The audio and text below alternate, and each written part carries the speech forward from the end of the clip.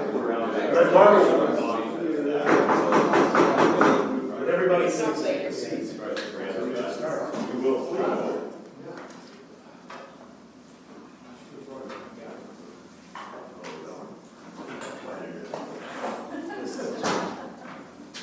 Thank you very much. We are calling this meeting to order, and we have the roll, please. Director Bruins? Present. Alternate Director Cahill? Alternate Director Yulo? Here. Director Gibbons? Here. Director Harney? Director Hartpootlian? Here. Alternate Director Lowe? Alternate Director Martin Lewis? Here. Director Miller? Here. Vice Chair Rennie? Director Simidian? Here. Chair Sinks? Here. Director Tate? Here. Alternate Director Christina? Director Griffith? Here. Alternate Director LaRoe Munoz? Alternate Director Mordo? Alternate Director Paul? Alternate Director Wolsheimer? And absent, I have Alternate Director Chavez, Director Craig, Director McAllister, Alternate Director Sayok, and Alternate Director Showalter. Was that alternate director Taylor? Did you? Yeah, Did you say my name? I did. Did he respond? Thank you very much. Let's take public comment on matters not listed on the agenda. Is there anybody from the public who wishes to speak? Seeing none, we'll move on to the power supply workshop. And we're delighted that staff has put together this workshop to bring us all up to a common level. I apologize, I'm going to have to stop out during the middle part of the day. I'm going to sit over here just because I don't want anybody else to get the cold I have. So I'm on the down spot there. Thank you. So, Tom, take it away. Thank you. Thank you, Mr. Chairman. I appreciate you all taking some time on a Saturday and coming for this workshop, especially that I know that the election is coming close and a lot of you have to do a lot of campaigning. So I do appreciate you coming in.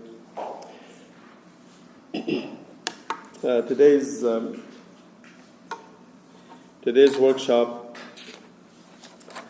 we have an outline. I guess I can do this one.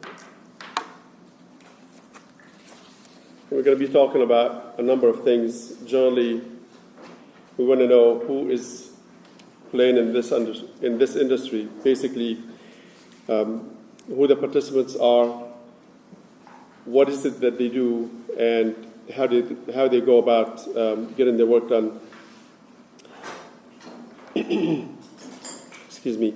From there, we're going to probably talk about, well, not probably, we're going to talk about how the grid works in general, and who does the generation, the transmission, or in control of the generation and the transmission and the distribution systems. We're going to be talking about the reason why this agency is here, which is the power content, which is the power generation content. Basically, the only reason we're here is we want to make sure that at one point or another we can accelerate the demise or the elimination of having fossil fuels as the means to generate energy. Now we know that that's going to happen sooner or later. Eventually, when fossil fuels tend to, at one point or another, they will no longer be with us, somewhere between 200 to 400 years probably. So if possibly what we're trying to do is to accelerate that and not rely anymore on fossil fuels to generate energy, and that's why this agency is here, is to kind of bring in about more renewable resources, more carbon-free resources than would otherwise would happen if we were not here.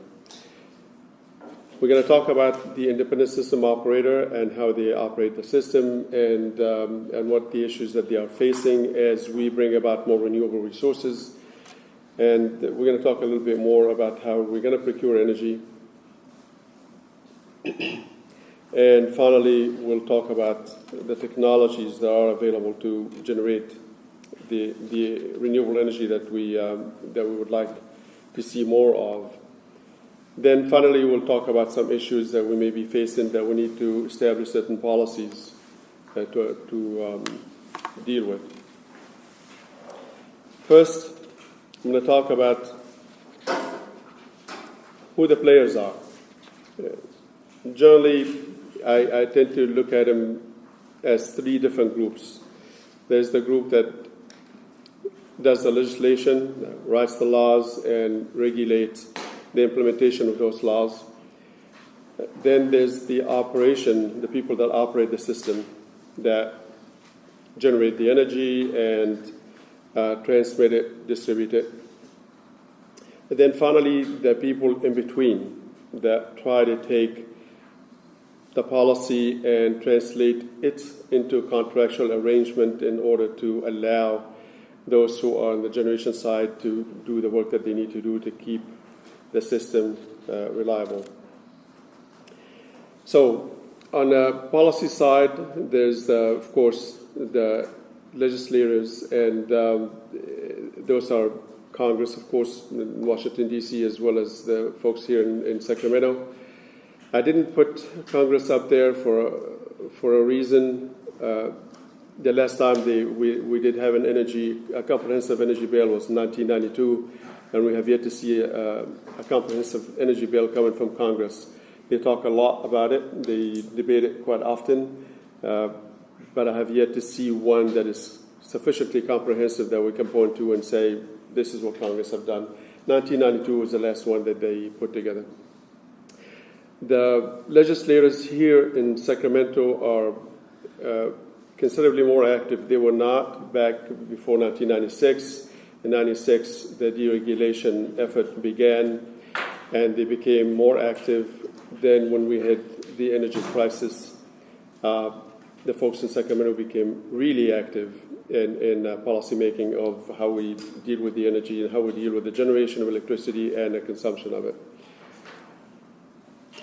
With the legislators, of course, there are a number of regulatory agencies. The California Public Utilities Commission is in charge of regulating the investor-owned utilities, more specifically making sure that the rates that they charge are just and reasonable. And that's a huge undertaking for them, and they spend a considerable amount of time on it. And they also look at if any other public utilities want to come online, they regulate that as well.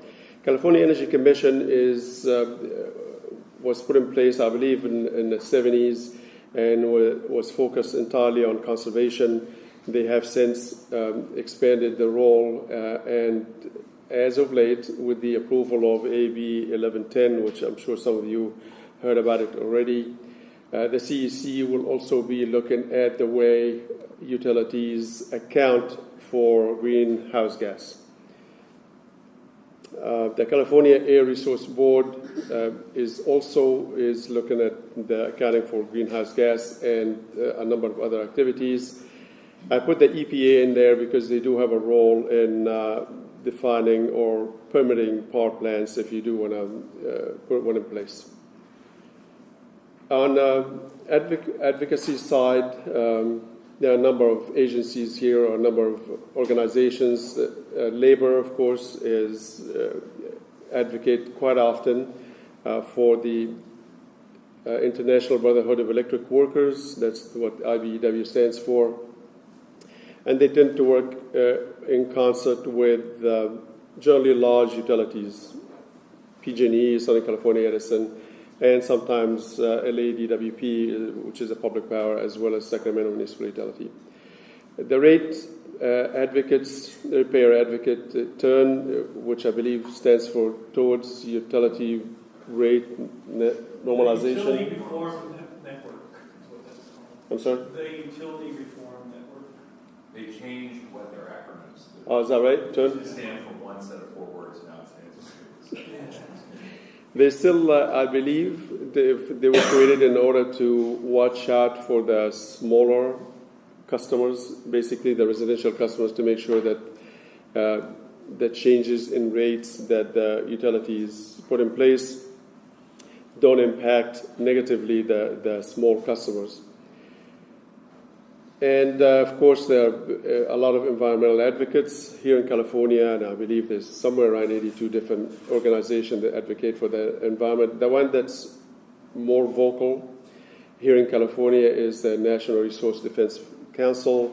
and they're very active, very sharp people, and they constantly promote energy conservation and renewables. Then there's a lot of lobbyists, and I don't have to tell you about those. And they work for all factions. They work for everybody, some for investor-owned utilities, some for public utilities. And so we'll move on to the operational side, then we'll talk finally about the contractual. The operational side, the most important of those probably the utility dispatchers and schedulers. This is the generation side. These are the people that turn on the knob, turn on the generation, ramp it up, and in response to the change in demand. Our industry is a little funny. It's the only industry out there where demand, supply has to meet demand every second of every day, of every hour, of every year. You can't put it on the shelf and then wait for somebody to consume it later. It just has to be consumed at the same exact time it gets generated. So utility dispatchers and schedulers are constantly monitoring the demand, which have no idea from hour to hour what it will be. So they constantly monitor it. They put forecasts together. Then they ramp up generation or ramp down generation in order to make sure that we have an exact match. Any change in if the generation is higher than the demand, or the demand is higher than the generation, the generators will be out of sync, and they will trip, and you will have a massive outage. The scheduling coordinators are the ones that basically look at the different schedules for all the different generation and combine them together in order to meet specific load of a specific area. So Pacific Gas and Electric have a scheduling coordinator, and which is, in this case, I believe, is it the ISO that schedules for those guys? Correct. The investor-owned utility. But there are a number of them, and you're going to learn a little bit more about them later. The generator owners, of course, they are part of the operational side. And finally, the California Energy Independent System Operator, they control the high voltage transmission lines and any traffic that goes on it. They have control over a number of generation that they may at time have to bring up or to scale down in order to make sure that the match is correct. They also account for a lot of the energy coming in price-wise. So they have nodal pricing, and we're going to learn a little bit more about it later. But they have to do a lot with what the cost of the generation is going to look like. And I think that covers the operational side. Now the group the third group is the contractual, and in a sense we are probably one of them. And that's the group that stands between this is what you have to do from a political standpoint, and this is what you can do from an operational standpoint. And they're the ones that kind of trying to bridge the gap between the two, because sometimes there's a gap, and probably we're going to learn about it a little later on. That group is made up of marketers and brokers. Marketers tend to buy a lot of energy supply from a number of suppliers and bring it all together, then sell it in pieces to different users or end users. Brokers, they tend to just broker the same deal, so they take a resource from here and they sell it to this utility, and they don't mix it up with anything else. They just an in between, and they take a little bit of a cut. There are a lot of bankers in this business. There's uncertainty and a lot of hedging that goes on in the energy price, and there are a lot of bankers that step in order to help suppliers and utilities hedge their bets, so to speak, making sure that the price is going to stay at a certain level and not be driven by the huge change in energy prices. And sometimes the bankers are the ones to make the deals with Morgan Stanley and Goldman Sachs. Who else is in the business, guys? Citibank, even Bank of America, I think, got into it for a little while. There's the contractual also on the side. There are generator owners that also contract directly with the end users. Yeah, a lot of the renewable energy tend to like it to do it that way, especially if it's solar. They just want to build solar to order. So they work out a contract with a end user, whether that to be a utility or CCA. Then once they get that contract in place, then they go out and build the power supply. Of course, the utilities, because they are at the other end of those contracts, whether that to be investor-owned utilities or publicly owned utilities, and finally us. Excuse me. Yes. So, if I may, I don't think I understand. Marketers are basically the salespeople, and brokers are the ones that make the deals. No, the marketers they are entities that buy they buy the output of generation from those who supply the electricity, and they buy. Consolidators? They consolidate it into a big portfolio. Then they in turn market it or sell it to us or to the investor-owned utilities or the publicly owned utilities. They're like a third-party consolidator. They're like your Safeway. They buy it from the wholesale people. They put it on the shelf. Then we come in as retailers and grab them one can at a time. So So we buy from the marketers? yes. Okay, and the brokers are?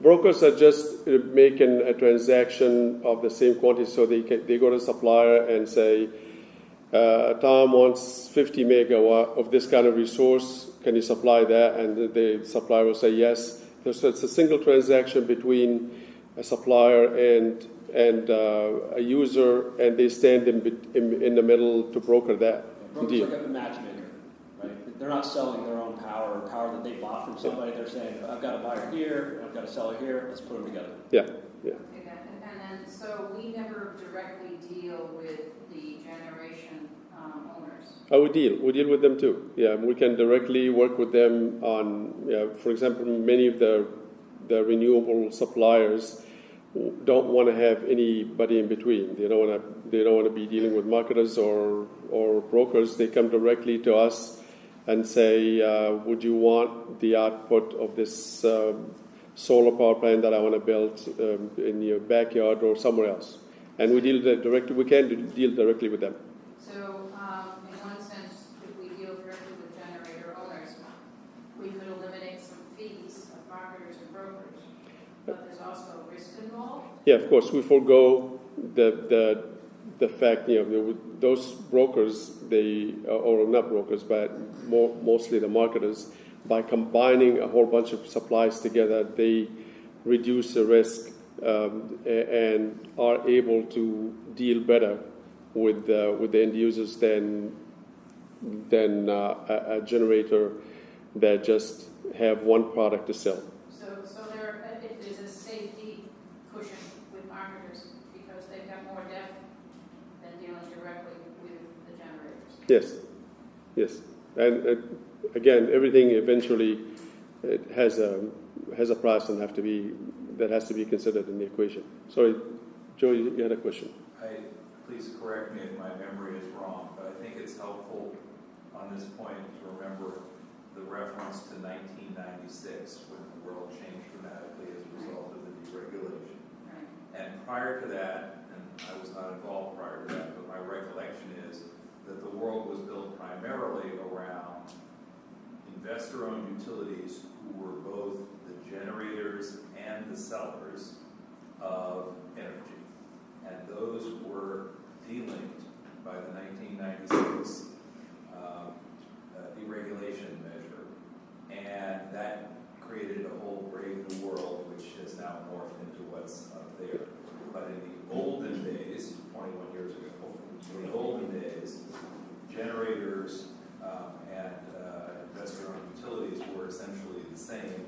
Now there's this decoupling. So you could have a generator who was in the business of, you could have an investor-owned utility that has power, and they might have surplus power, or more likely they'd be purchasing power, yes. Mm-hmm. Or you could have somebody who's just off creating power to sell the power to all comers, and the 2001 energy crisis was the meltdown of that system, and that's when I arrived in Sacramento, just at that time the talks was around. So if I may, how you come to it later, I know, but, and I realize it's complex, because you look at it left and right, but when we have a lot of questions coming from our constituents about buying their solar power and things, so at some point, I'd like to come back to understand how that fits into this. Misty, could you write that point up? We put an answer up here so we can use it as a parking lot for questions that need to be answered as we move on. And just to reiterate, Joe's exactly right. Before 1996, there were vertical integration, supply, demand, and transmission were all part of one organization, whether that to be investor-owned utilities or publicly owned utilities. Then after 1996, the world sort of changed a bit, where that broken up, and we don't have any vertical integration anymore. You can have suppliers and the transmission and the distribution all separate at this point. PG&E owns Diablo Canyon, for example, right? Yes, they still do. That's correct. They'd probably give it to you if you wanted to. They would love to, yeah. I understand. They would love to.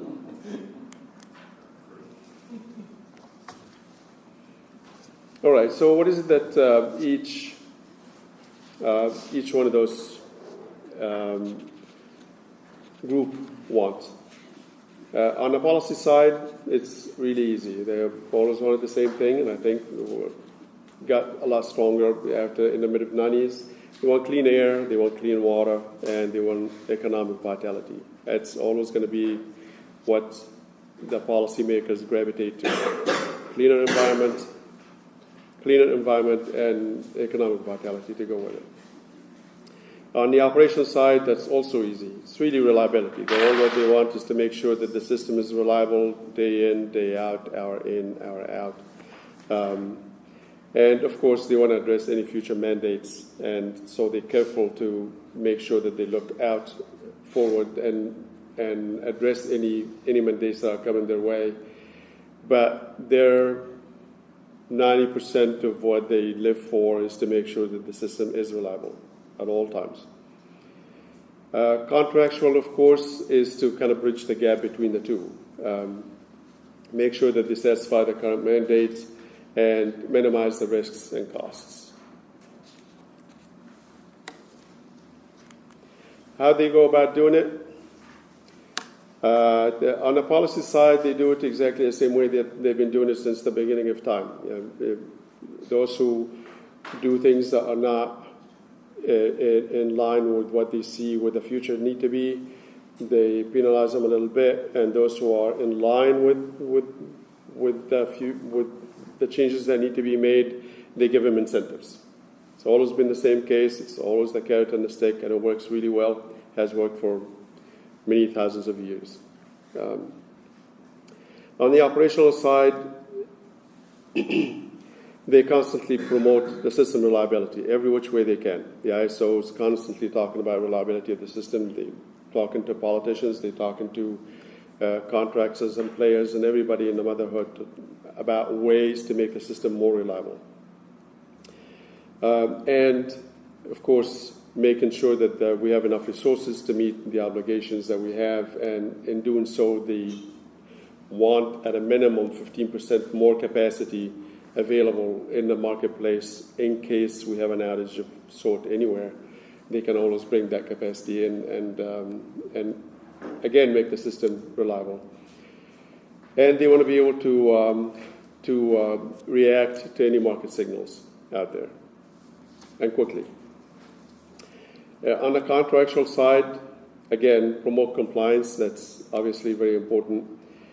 And make sure that the buyers are getting their portfolio objectives are being met, so the contracts are built in a way to, if we want 100% carbon-free, the contracts will be written in a way to give us sufficient resources to make the to make our portfolio 100% carbon-free. Mind you, given that electricity travels in the way of least resistance, we will get our electricity. You will never know what comes in it. Even if you put a solar unit on your rooftop, you're not getting 100% renewable energy in your house, because some of that energy is going to travel somewhere else, and you're going to end up getting some of the electricity coming from elsewhere, and that electricity is going to have mix of coal and natural gas and nuclear and whatever else out there. Yes. Looks like we're going to put another one on the parking lot. No, did you? I didn't understand that. Oh, Did yes. you just say that if you have solar on your roof, you don't use that? So I'm saying it out loud, it makes more sense. But did you say that solar power from the roof units on your own house, in fact, don't go and feed your house directly? You still get power from the grid? Oh, yeah, because your house is still connected to the grid. Right. And the solar on your rooftop, the electricity out of it goes to the path of least resistance. And there is a resistance in the wire that go into your house, and there's a resistance in the wire that goes into the pole in front of your in front of your house, and another one that goes from on that wire into the house next door to you, Right. and so on. And these resistance will reduce the amount of power that goes from the rooftop from your house to the house next door, but it will not eliminate it. It's not going to cut it off. So even though you think that this solar thing that you got on your rooftop is all of it is coming into your house, that's not the case. Technically, that's not the way it works. The way it works is some of it, a good portion of it, because the resistance are minimal or less going into your house than it would be going to your neighbor. But some of it is going to go to your neighbor, and some of it will go to the other neighbor, and maybe will go to another neighbor a mile away. And it's just the way how the technical aspect of this operation works. If you use Ohm's law, you just say something caused the electron to be split from a proton someplace. Right. You can't tag that. Yeah, I get the technicality of it. I thought, Yeah. however, the mechanics took the power from your roof and put it into your house specifically, and then if anything left over went out to the grid. But you're saying, oversimplifying, it basically goes to the grid. It goes to everything that comes from anywhere, whether it comes from your rooftop or it comes from anywhere in California, and actually expanded it to the 14 states on the Western Interconnected Grid, along with a couple of provinces from Canada and some places in Mexico. All of that stuff is interconnected, and anything that's interconnected to it from anywhere becomes part of the generation that goes into that network. Side question that I also get asked is, how can we change it so that when there are earthquakes, you can do the switch so that you continue to power your home and not power the grid, because right now everything gets shut down. That's a side question, I realize. That assumes that you have some sort of a switch going into your house that will trip, which you can't, because that means the distribution company is going to have to figure out a way to isolate your house when trouble takes place. I don't think that's possible. The only thing that could happen is if the transformer blows that connects your house to the rest of the grid, and maybe that at that time, then your solar system will be feeding your house. They have anti-islanding inverters, so it'll shut down. I can explain it, but let's not waste the time. That's okay. Rob and I can explain it. And I can tell you how to do it if you really want to do it. It takes Okay. different equipment though. Yeah. Regular grid type inverter. All right. So that is pretty much how everybody goes about doing their business. Now that we get into how the grid works, this is the oversimplification. You get the generator at one end is connected to a transformer to step up that voltage, and the reason they step up the voltage because it reduces the resistance. And when you reduce the resistance, you get more current going on the lines, and more energy or less energy wasted in the system. Transmission lines runs all over the 14 states and parts of Canada and Mexico. But from the high voltage transmission line, you step it down to from 500 kilovolt to 220 to 110 to 25 and so on, all the way to you step it down to the voltage that you get at your house, which is about 110 to 220 in some cases. And for some commercial customers, it could be about 480. So that's how it works. And this is how the system in North America is divvied up. We got, and we are, I think there are about 7 or 8 different interconnected systems. These systems are sort of isolated from one another. So we have, on our end, we have 14 different states, 8 fully in and 6 partial, and 2 provinces in Canada as well as certain parts of Mexico. That's part of our system. Texas, of course, get their own system. Can you explain the geopolitics that's in Texas and Florida and some of these smaller regions? Why aren't they a large interconnected area like we are? I don't know about Florida, but Texas sometimes like to do their own thing. So they. Sometimes. I can't explain it seriously. I mean, they obviously at one point or another decided to make the decision to put themselves into just a single entity and one interconnected system, so they don't have reliance or interconnection with other states. I have no idea why. So it's all political. They're prepared if they want to break away from the U.S. Yes, they're Just in case. Yeah. Can we facilitate that?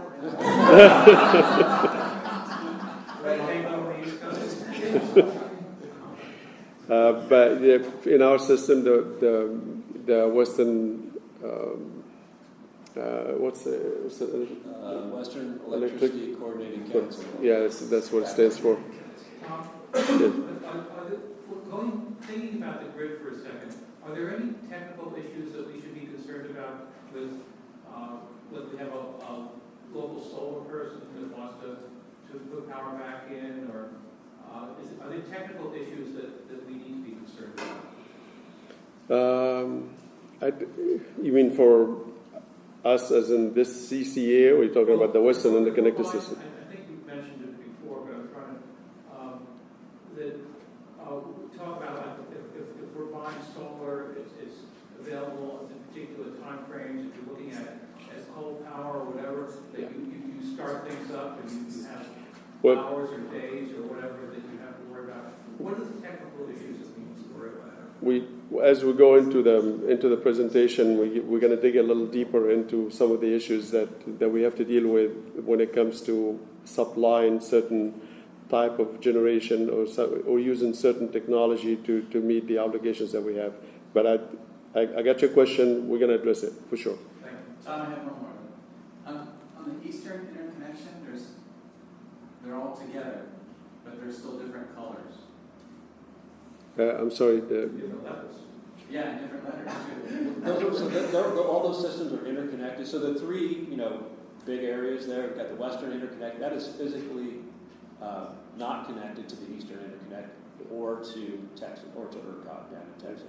So that's sort of one physical grid. On the Eastern interconnect, it's one physical grid, but it's sort of broken into these separate reliability areas. And those reliability areas just kind of administer reliability within that more local area, but it truly is still one interconnected grid on the eastern side.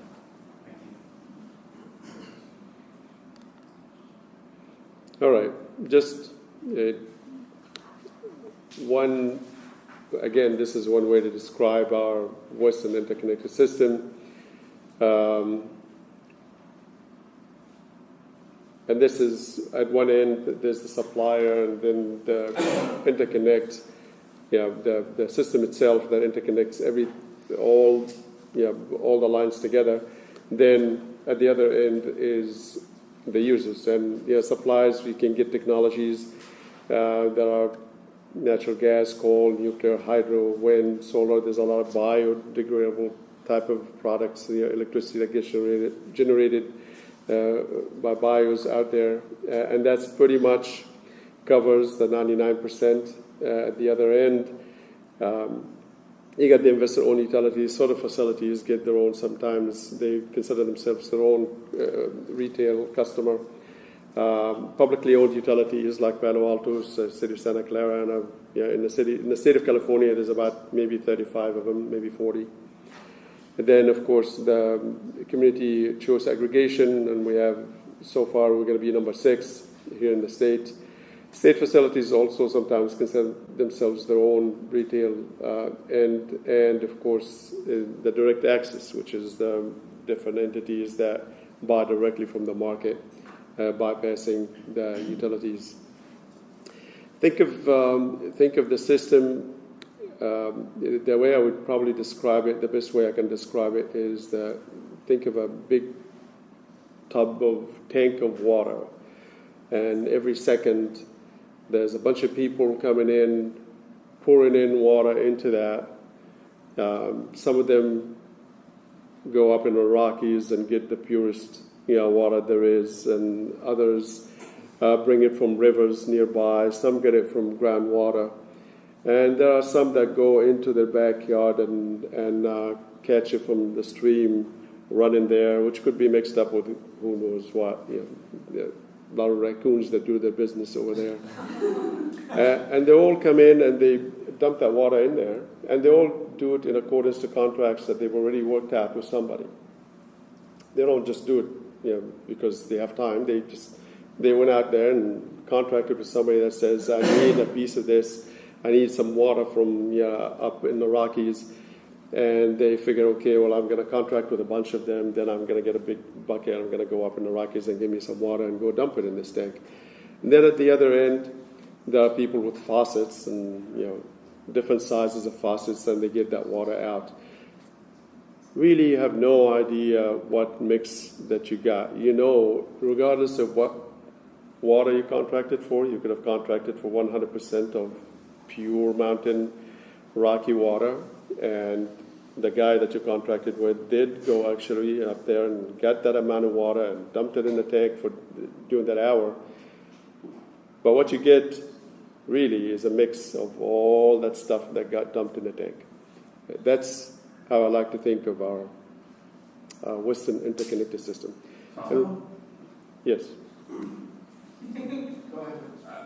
Would you take a moment to comment, though, on the ability to have more specificity about the source of electricity through dynamic transfer?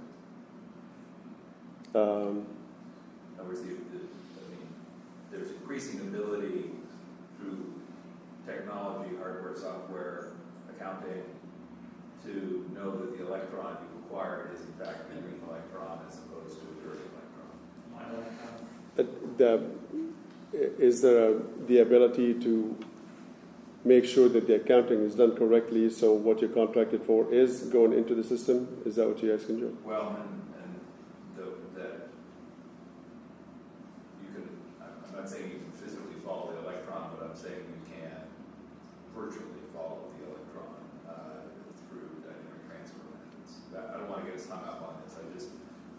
I don't want folks to be left with the notion that somehow it's not possible for us to be clear about what we're acquiring, what we're paying for, what we're acquiring, what we're using. But the tub analogy is, I think, an accurate one, but I also think it sort of suggests that you don't have any choice but to take this dirty water, and you do have a choice to take something other than dirty water. Joe, what I'm hearing is that we have control over who the source is by who we pay our money to, but you don't have control over which one goes into the wire and which one comes out.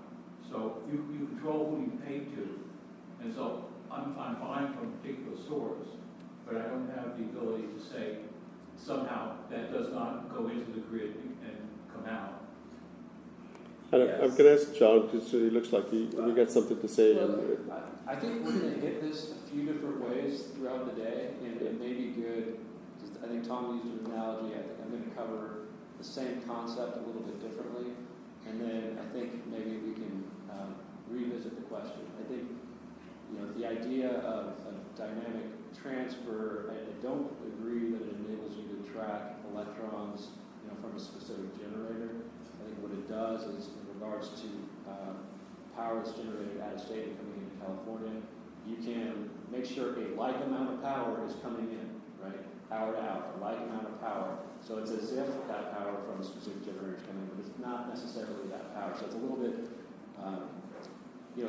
I think there is an important distinction of physical power flow versus contract power flow or contract path, and if we keep that distinction clear, we're much less likely to get I want to confused. stay on this point for a minute because it has a policy implication for our body. If I misspoke or was unclear, I certainly do not mean to suggest that I can follow an electron down the path to my own. What I did mean to say is that when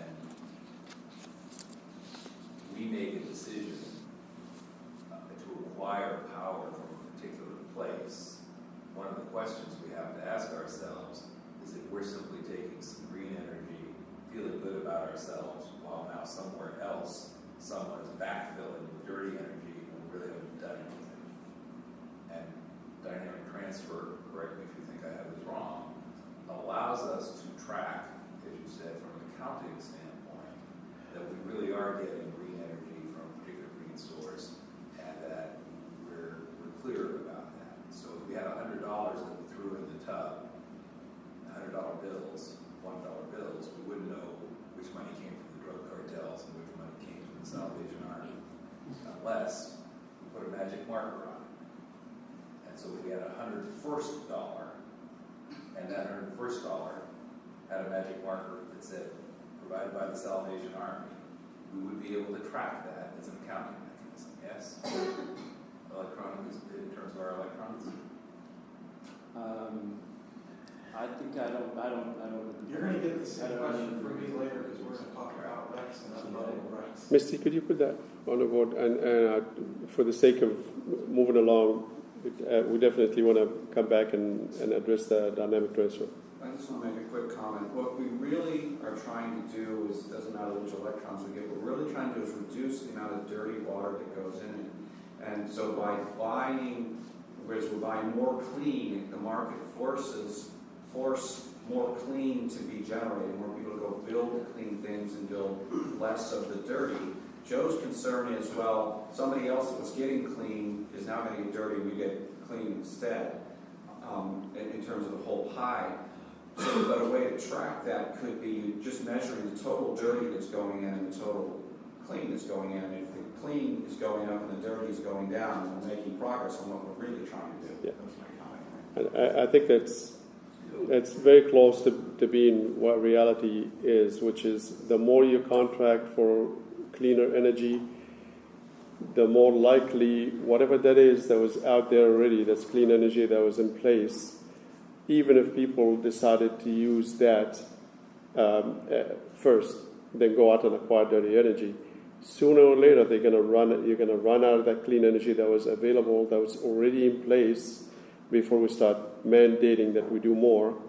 And people will use the extra money that they got, the adder, over and above what the market price is for dirty energy, if you want to call it that. They're going to use that money to build more clean energy. So the more we contract for cleaner energy, the more likely cleaner energy will be built. And that's what's been going on here in California for the last number of years now, since the I forgot exactly what the number is for that bill, since that bill got approved and put in place since the requirement in 2010. There's more and more cleaner energy coming on the market. Certainly not as much as we all like it to be, but to the extent that we can continue to acquire clean energy, it's more likely than we're going to see clean energy being built. And so this is more like this isn't a tub, right? It has no storage. It's like a mixing tray. Instantaneously, all the sources are putting in and instantaneously coming out. yeah, the sinks are bringing it out. So you don't get to think about it. Yeah, exactly. There's no storage in there. It's just all of it's coming in at the same time, all of it's coming out. Yes. Tom, it's a variation on the same theme. If I'm the Raccoon Coal Company, right, I'm making my Raccoon power, and I'm dumping it into the stream here, and I've been contracted for a megawatt for one specific instant. I mean, my assumption is the Raccoon Coal Company is putting a megawatt in, regardless of what the actual demand is. Actually, the Raccoon Coal Company can't put your water in unless somebody says, I want that water. If somebody's contracted for it. If somebody contracted for it, then they're going to continue to put that power into the system, irrespective of who's demanding what from whom. So if, let's say, for example, let's take an example of somewhere in the state of Wyoming, they got a lot of coal going on. At the same time, they got a lot of wind going on. If you were to go contract with, as they probably are now, contracting with a lot of coal, the coal goes into the system, it goes into the western system, you get some of it here in California, no matter what you do. If you were to go and contract with the people that built wind generation in Wyoming, and you pay them a little extra, then whomever that's paying for the coal stuff, then those companies will run more and they will keep building more wind generation because now they know they got a customer for it. They got somebody that's willing to buy it, and as you do that, the coal company will slowly run out of customers because now less and less people are contracting with them because their price is going up because we got the carrot and the stick thing going, because it's not just that we incentivizing that wind people to build more generation by giving them a little bit more money. We are also doing what we need to do in order to make generating from coal an expensive venture for the coal guys. So the market begins to send the right signal where coal now is becoming a lot more expensive. They generate less. In a macro sense, but on the day, the spot price, if the coal guys are undersold, they're going to be selling cheap coal power. Right? And that's back to Joe's question. The mix doesn't change for the western region until Diablo Canyon shuts down or Raccoon Coal Company shuts down. If those plants are up and running, those operators are incentivized to produce as much power and get as many dollars back for their company as possible. Or if all the purchasers had the same wonderful value system that we do. But if I am purchasing 1 unit of power, and Tara is purchasing 1 unit of power, and I say, look, I just want the unit of power. Tara says, no, I want to be clean. Well, if it turned out there was 1 unit of clean power and 1 unit of dirty power, and I say, great, you can take all the clean power, I'll keep taking the dirty power.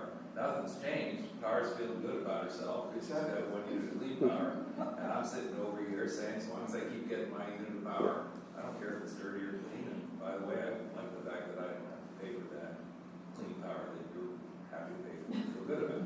Now, if, my point earlier was, if, through this process called dynamic transfer, and you can all Google it, if there is an accounting device that says, no, the increment that Tom is talking about really is a new, additional, clean unit of power, and that's what's coming in. I agree, you can't follow the physical electron, but as an accounting matter, you can make sure that you haven't been greenwashing the power as between or among these two entities. That's my And hence my question about the Raccoon Power. I have a different view.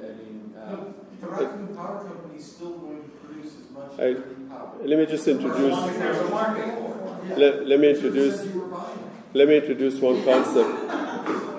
From an operational standpoint, the units that run first in the system will always be the renewables. Renewable resources will always run first because they're zero cost. Yet when you put the price in the market, when you put the price into the ISO market, you always put it at zero for all these resources, and they will always run first. the photovoltaic, wind, and the reason you put the cost at zero because all the cost is really capital cost. It's all fixed cost, right? So anytime you run it, it's just you print the money. Anytime you run it, it's zero operational, zero variable cost.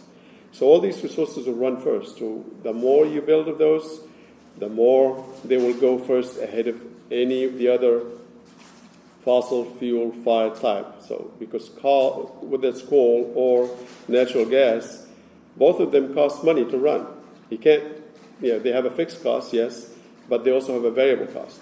And the variable cost component will, you're not going to sell it at less than the variable cost, whatever that may be. So coal maybe it's 2 cents a kilowatt hour, natural gas is 3 cents a kilowatt hour, whatever that number is, you will never operate it at a loss, right? So you always operate it at the variable cost plus a little adder to contribute to your fixed cost. But the renewables will always run first, always. So what we need to always make sure of that there's more renewable being built because the more you build of them, and probably with the possible exception of too much solar, because of some of the operational problems that comes with it, but the more you build of them, the likelihood, not the likelihood, the more sure you are that they will be the first ones to go in. But today the issue where I worry, a little different than Joe's, is that if we all jump out and we all buy up all the solar and all the wind, right, all the greenhouse gas free stuff, we're actually in a bidding war for a limited resource. Today there is a fixed amount of megawatts of renewable that exists that's available to us. That number is not going to change today. It will change tomorrow, something that's commissioned tomorrow, right? And as soon as we all go in, so think of the other CCAs that are all coming online, and we're all buying this stuff up, we're literally going to bid up the prices of those renewable resources. As soon as that happens, I'm going to the bank and I'm going to build myself another solar plant. But what you're articulating is the capitalist system. That's the way it works. Yeah, but back to Joe's point, all we're going to bid up the price short term, bid up the price of solar. Rob's going to go out and build the plant, which will take him 3 years, which is good. Thank you, Rob. Right? I'll do it too. We'll do it too, so that's good too. That's even better. But we're not changing really the mix of what's going to happen. I mean, the short term, right, the stock is fixed, it is what it is, right? So until something new gets built, so if you have more demand for renewables than the other CCAs, and the state is going to 50%, we have to buy more renewables. So, if the current capacity is fixed, then more has to be built. So yeah, in the next couple of years, you're sort of rearranging, it's more accounting than anything else. I mean, I would acknowledge that, but that demand has to drive new renewable supply, particularly if everybody's doing it, right?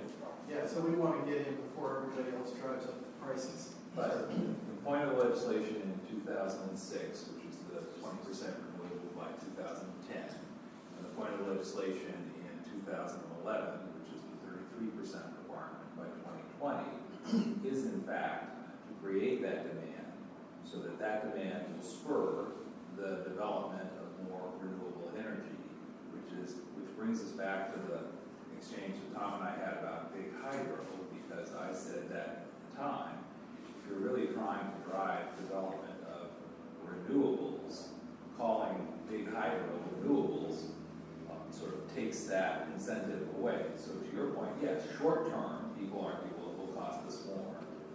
Long term, the argument is, yeah, but if we have a 20% requirement or 33% requirement or 100% carbon free or whatever the standard is, that will spur the growth and development of renewables, which over time, kind of a la Moore's Law, will become more efficient and less expensive, which in my view they have done over the last 10 years. That's sort of super big picture. My big picture for this agency is if we don't act fast and buy the power now, we're going to get stuck with expensive green energy because we're behind San Mateo, behind San Francisco, behind the others who are buying up the supply. That was the point I was trying to make. Longer term, I think everybody's right. We'll get a whole bunch more green power, and instantaneously we won't change the mix at all. But right in the middle, we've got to fall in a space that we're not lagging buying power. On the other hand, if we really fast, Tom, and bought a bunch of long-term commitments,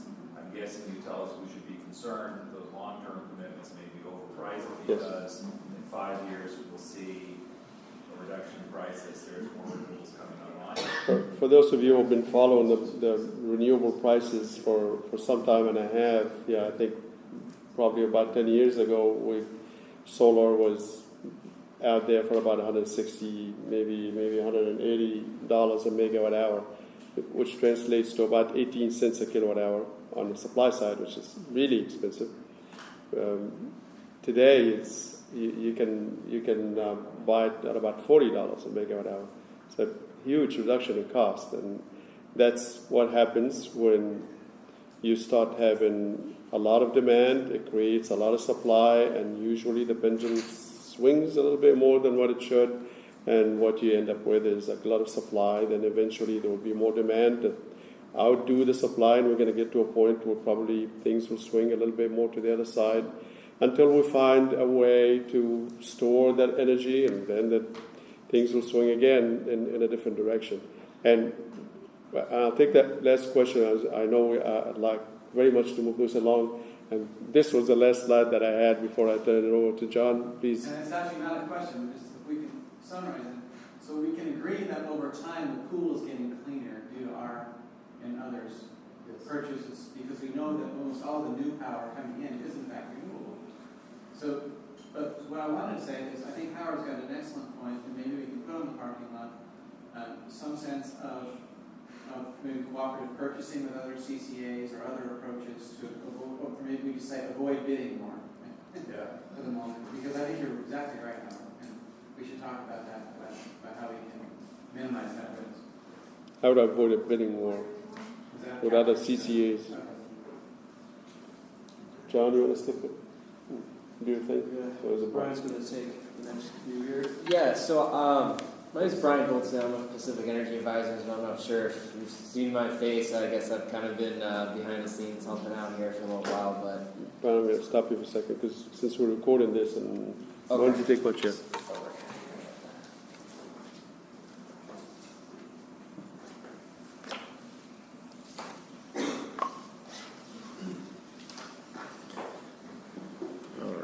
So the next few slides are going to talk about, similar to, I don't think I have the clicker, nice.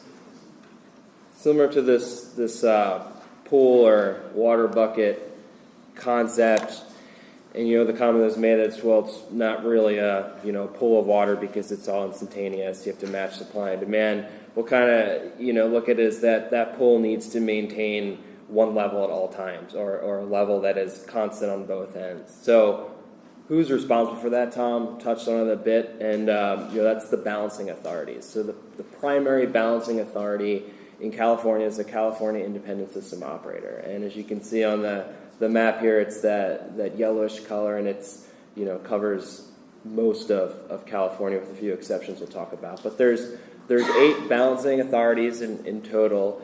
And the California Independent System Operator, the CAISO, really responsibility is to ensure there's enough generation that's coming onto the grid to meet, again, what's being sucked out on the load side, the usage, the consumption side. So when you're turning your lights on, that they're always going to go on. You never have to worry about it. So again, that keyword reliability is what the CAISO and these balancing authorities are focusing on. So you also look at what's the common thread that's taking the generation to these load centers, to the population, and that's the transmission lines. So those large lattice structures you see, on the highways, the CAISO is responsible for ensuring there's enough capacity on these lines to bring the necessary generation onto the grid to meet that demand. So it's really this balancing act. And previously, when you were a market participant, so in this case of Silicon Valley, clean energy here, you would have to come to the CAISO and say, here's my load, this is what I think our usage is going to be for this next day. Here's the supply of under contract. You have to come with a matched supply, and load portfolio to the CAISO. Now you don't have to do that. CAISO does that. They're in charge of that. So you can, in theory, buy all of your electricity or your electrons from the CAISO, from this pool essentially. probably not a great idea because you wouldn't be hedging any risk, you'd just be paying the market price. So that's why you contractually have these contracts with other power plants, whether they're renewable or carbon-free, large hydro, for example. So again, CAISO is this middle entity that ensures reliability on the grid here. A couple other ones you see here are bank. That's like the Sacramento little green one, and a little lower, that's the balancing area of Northern California. So that includes SMUD, Roseville, Redding up north you see there, and I think Modesto Irrigation District. So that's another one. They do their own balancing authority for those programs. And then further south you see LADWP. They are their own balancing authority as well. So again, predominantly CAISO is that entity in the state of California. Up north, Pacific Core West operates Northern California and then a bit into Oregon. That's a big piece of expansion of the CAISO. I'm sure everyone's heard a bit about, and I believe Pacific Core West would be 2019. They would be coming in and joining the CAISO, so that would bring in more resources to the portfolio of CAISO that would be dumping again into that pool. That was used as an analogy. And then as part of SB 350, there's additional language or kind of instruction for the CAISO to expand as well and regionalize even beyond that. So I think there was some news recently from the governor that's been put on hold or to be reevaluated a bit, but the idea is to expand the footprint of the CAISO to bring on potentially more renewable resources in the portfolio of California. So I'll stop there. Very dense. I hope that was, helpful, to a degree. But the CAISO is that entity that Silicon Valley will be interfacing with. So, like Tom had mentioned, submitting schedules. So telling the CAISO, this is what our usage is going to be every hour for the next day. So you're doing that every day to ensure that the generation that you've contracted with is being delivered to California. Per the contract that you entered into. Additionally, CAISO serves as kind of the financial settlement hub for all of your transactions, or the majority of your transactions, whether it's, again, serving your customers with those electrons on the load side, or ensuring that what you contracted to pay for, you're actually receiving and it's being settled, and you receive the revenue from some of those projects. So it's kind of nice that CAISO serves as that central hub for your financial settlements on both sides of the equation here. Excuse me. Yeah. I'm trying to understand this relative to the last slide, that we're buying power from a particular supplier. Mm-hmm. And he's somewhere here, I guess. But he supplies power mainly in the daytime when the sun's out. Or he supplies power when the wind's blowing. But we know also our users are going to use most of the power between, 12 and 7 or something during the day. Who's that's making the decision here that this power comes from point A or point B? We have a contract with a particular supplier. And this CAISO, or how we pronounce that, is the one that says, okay, you have a contract with so-and-so, but in reality, since it's 7 p.m. and there's no wind, we're actually getting power from some other place. Is that what is actually happening? We talked about, Joe was talking about, you put an electron in, you get an electron out. But it's more complex than that, because at 4 p.m., that electrons that we were contracted for isn't being put in. So somebody else's electron is coming out at that point in time. How does that work? Yeah, no, that's a great point, and I think I understand your question. And with respect to those resources you contract with, that there's these entities, and I think on one of Tom's slides called scheduling coordinators. So they're basically this operational interface between the generator that you contracted with and the CAISO, and they're saying this solar project is going to be delivering, 1 megawatt in 8 a.m. in the morning, 5 at 9. And so that's an interface that's guaranteeing that what you bought is coming onto the grid at those hours. So is that part of? Yeah. Okay. I mean, that's I think I understand where you're coming from, John. I think those scheduling coordinator that Brian is alluding to, they also change the schedule continuously during the day. So, for example, of yesterday, they said we're expecting this much to be coming from this one generation that should be scheduled to meet the load of Silicon Valley Clean Energy, and they pass that schedule on to the ISO.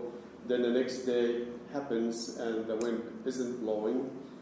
The scheduling coordinator forecasts that ahead of time, then go back and change the schedule, tells the California ISO the energy for this, for Silicon Valley Clean Energy is not coming from this one generation anymore, it's coming from a different place, or you go ahead and fill in that gap because we're not expecting that energy to come in. We'll take whatever market energy that you have available. Then whatever we pay for will be the market energy as decided, as the ISO decides in this hour it's going to cost this much. That's how it usually works. Yeah.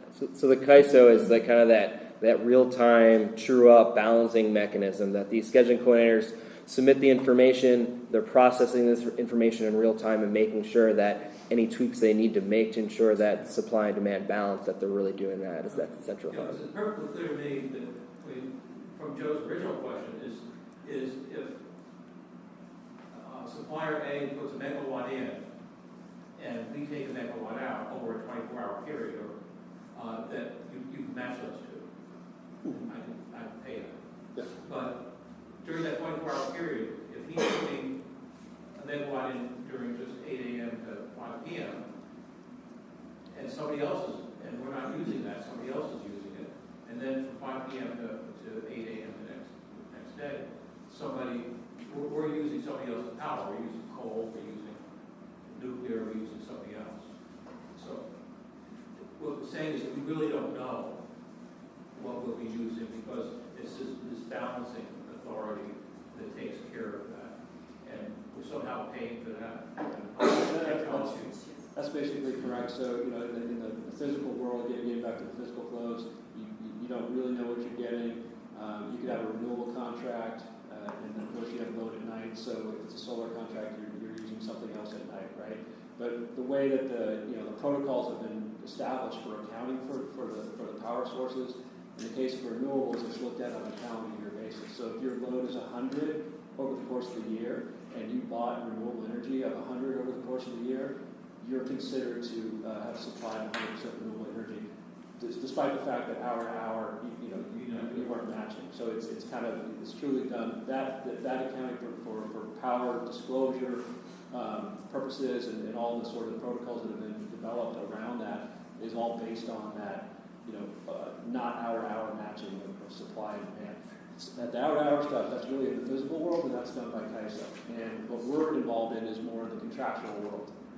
And those two are, contracts overlay on the physical, but they're not the same, which causes a lot of confusion. I recognize that. So if we could buy 100% solar, knowing that it's really only going to cover us from 9 till 4, we could buy 100% of our daily need of solar, way over supplying in the middle of the day, and obviously not supplying at night. We can be 100% solar, and somehow it would still be okay in the system? You can. You'd be exposed to some financial risks there as a CCA, because in effect you have all the solar that you're getting paid by the CAISO based on their prices for all that solar, and then your load would be charged a different price. So there would be risks to that. But from purely what am I selling to my customers, that sort of your power content label, that would be 100% solar. That's right. So let me go to the next step. So if everybody in the state bought 100% solar, We'd have a problem. So that's where now that breaks down. That breaks down. So what would basically as the state is starting to grapple with that concept, because we have a law that says by 2030 we need to get 50% renewable. Solar's so cheap that the vast majority of the new renewable coming online is solar, and that is starting to cause problems. And that's part of the motivation behind expanding the CAISO grid to pick up, basically extend throughout the entire western interconnection, because now we can export some of our solar during the day there, and then we can import some of there and more efficiently kind of meet that obligation. Starting to look at storage, right, as another way to facilitate the move to more and more renewable. But today on a physical basis, no, we cannot be 100%. It's the disconnect from the physical and the business contractual that is just the confusing part of the whole world. It's very confusing. I understand how it works. I Two agree. quick questions. Capacity issues for the grid. Is there capacity now to move energy up and down across the state? I'm remembering 2001, part of the big dilemma in the energy crisis was sufficient energy in the south, if only we could get it to the north, but we had constraints in the grid. Are those issues resolved these days, or are we still in problems? They're not entirely resolved. I think there was, that was the Path 15 issue, and I think that was upgraded, so that particular issue was addressed. But more generally, there are congestion issues on the grid, and what's kind of popping up now is the big issue is so much solar going into one place, like the Central Valley, and because there's not enough transmission to send that to the various population centers, we're winding up with overgeneration conditions and actually negative pricing in those areas during certain times of the year. So it's more of a spread out kind of congestion problem now, so it's just a single path the way it was back then. And the second question is that the circumstance in which somebody has to essentially dump power? And if so, who's making that decision when there's overgeneration or overcapacity and there's no ability to move it all out? Yeah, I mean, so that's a financial decision in many cases. So when the price goes negative signal usually represents don't produce, right? And that's usually how you typically get supply and demand back into play. Renewable energy is a little interesting in the sense that the other value than just the electrons you're paying for is the renewable attribute, right, for your reporting, for your content label. So there's this still element of what's that premium you're paying. So how negative are you willing to go until you need to, you have replacement costs you'd have to fill in. So there's this component of what is that replacement cost, and do you want to necessarily curtail at zero or go a little negative and get your renewable energy credit, for that production. So there's also the issue of, maybe on the hydro you can you can spill the water over the dam, so you don't get the generation, so you don't go to negative energy pricing. For the solar, it's a little harder because most of the solar that's built now in the system, you can't just simply disconnect it from the city, you can't turn it off. So it is on, and it's on, it stays on as long as the sun's shining, and you get what you get, and even if it comes with negative pricing. So on grid details, Pacific Northwest wind generation, there's some problems there because they can over-generate for the transmission capacity in the Northwest. Or has that been solved now too? yeah, I mean, there's definitely a limited capacity of importing into the state and the Pacific Northwest resources. I don't know specifically if there's addressing, adding, additional. Back to Rob, when he goes to build his plant, he's going to have that problem of where do I put it in the system so that I actually have transmission capacity to distribute all the power. So the load is better, so I lose less on the transmission lines. Yeah. Yeah, but that's something else. Yeah. Well, the longer jam that we upload into the system. Yeah, well, the Pacific Northwest, they built too much for certain sets of transmission lines. They physically could not move all the power on really many days. So even though they could make it, they couldn't get it on the same. And the other concern is it's a dynamic changing grid every day. So, today you do a transmission study and it seems like there's any congestion. There could be congestion in a year because of other resources coming on. So it's a moving target that's kind of impossible to hit. You can only project out as best you know on the grid side. So, all right. So that was a a good segue. I think I heard put your power plant by load centers, and so this is a slide that kind of gives you a picture of where are all the power plants in California. I think those red dots are the natural gas plants, primarily, and as you can see, they're, the takeaway is that they're on top of the load center. So LA, San Diego, San Francisco, Sacramento area. So you build those by a load center. Those are kind of your base load plants that are always going to be running for the most part, or also maybe the more inefficient natural gas plants that need to kick on, say when it gets hot in the summer to meet the excess demand coming onto the grid. So there are over 1,000 electric generating units over 1 megawatt size in California, about 80,000 megawatts of capacity, and over half of that, 57%, is natural gas. So again, when you're sucking electrons out of that pool, it's primarily coming from natural gas generation. Interestingly, 66% of California's needs are produced in-state. The rest, that 34%, is coming from out of state. So just reference now, the Pacific Northwest, they not only have a lot of wind resources coming on the grid as imports, but also the large hydroelectric resources coming in as well. And then in the south, we've got 21%, 12% was coming in from the north. But south, we've got many resources, renewables from, say, Nevada or Arizona, but also nuclear coal coming in, being imported from Arizona as well. So we don't have enough generation to supply all of our needs in California. A good amount of it's coming in from out of state, some clean resources, some dirty resources, but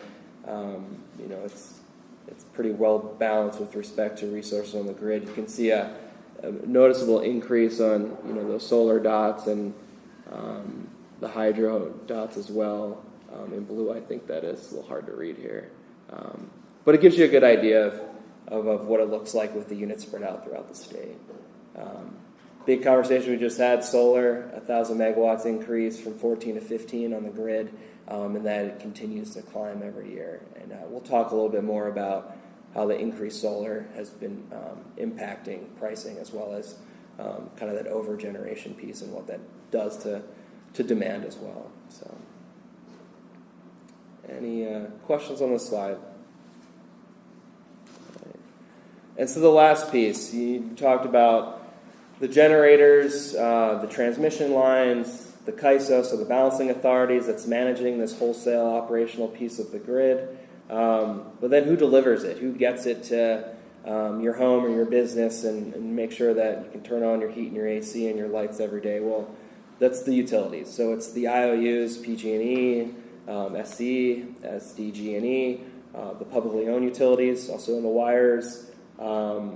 So that's pretty much who gets you the power. It's the smaller level lines, the small wooden towers on the side of your residential streets. A lot of these lines are underground as well. So, very dynamic systems, but it's delivered. So, in the case of Silicon Valley, I think the takeaway here is, as I think everyone's well aware, is PG&E still provides that delivery service to your customers. You're just providing that generation piece, and PG&E continues to operate the wires, does all the maintenance. Their trucks are still out there, ensuring reliability, ensuring that your lights go on every day. So that does not change. But at least it gives you an idea map-wise of how the different distribution utilities are broken up across the state here.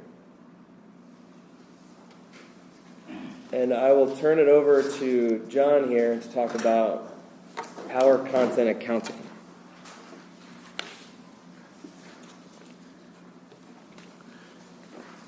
So we've touched on this a bit, but let's hit it again, because I think this is really an important, very important thing to understand. I think ultimately, as a CCA, you're responsible for providing a certain type of power to your customers.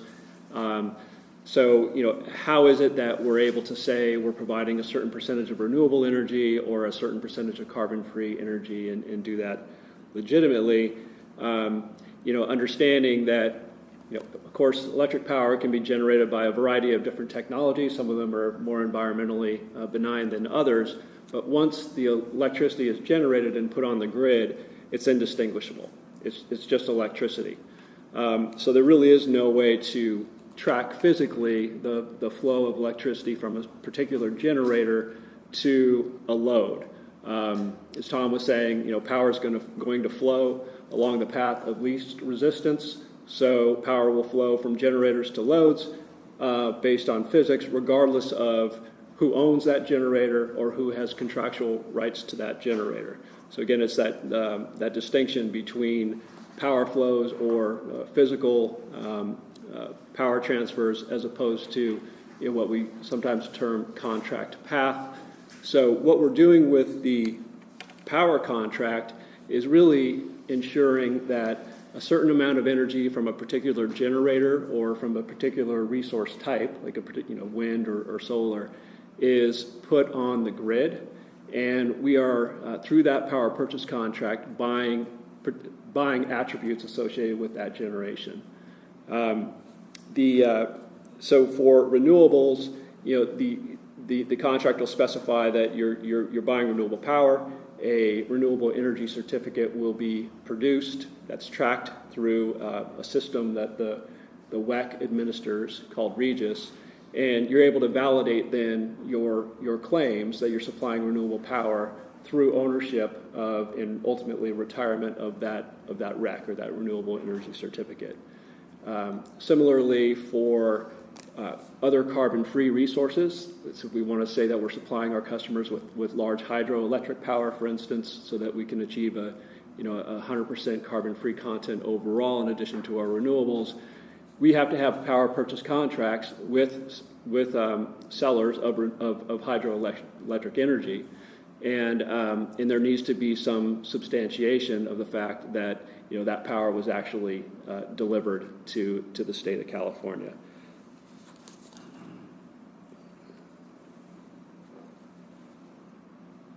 And then just one more point on that. So if you don't have a power contract that specifies these attributes that you're buying, in other words, if you're just buying power from the CAISO market or just generic power, then you need to represent that as unspecified. So when we get to the power content label, that'll become a little bit more clear. So if you're buying directly from that pool or that tub of electrons.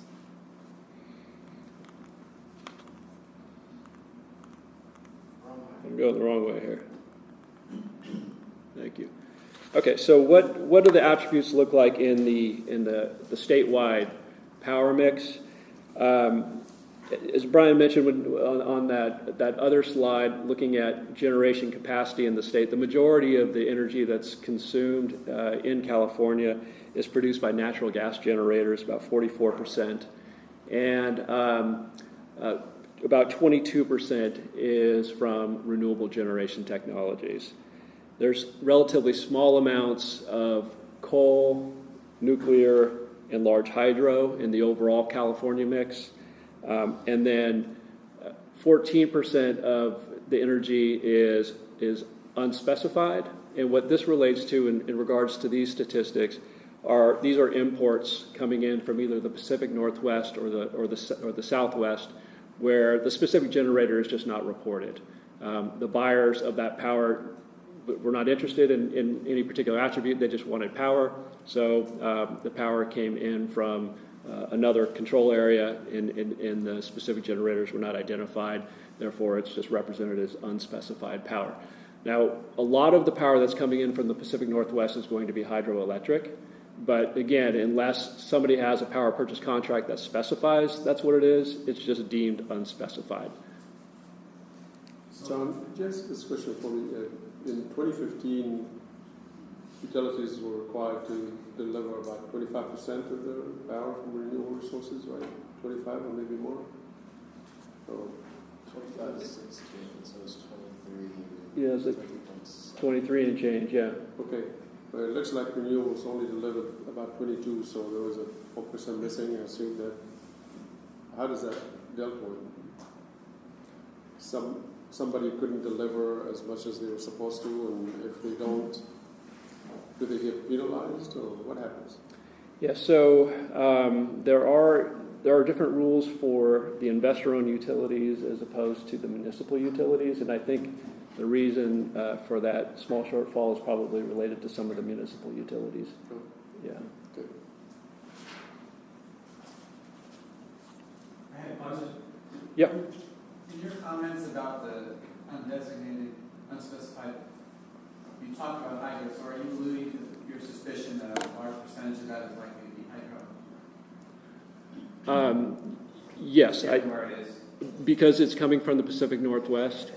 And, one of the resource options that we'll have that's been discussed is buying large hydro, right, to reduce the carbon content of the power supply.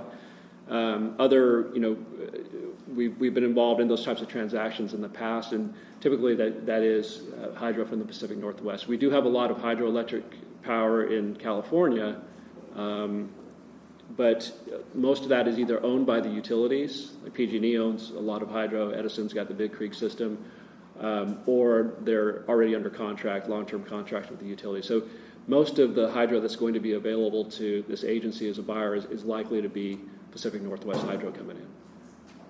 On this, you indicate solar. Does any of that include the residential solar, or is that a different world?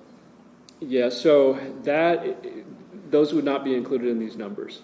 So that is the rooftop solar really shows up as a reduction in usage in regards to these statistics. We don't know what percentage of the state power would be generated by rooftop solar. I don't know offhand. I think that the data are available, at least estimates of it, because I know the capacity of rooftop solar distributed generation is tracked.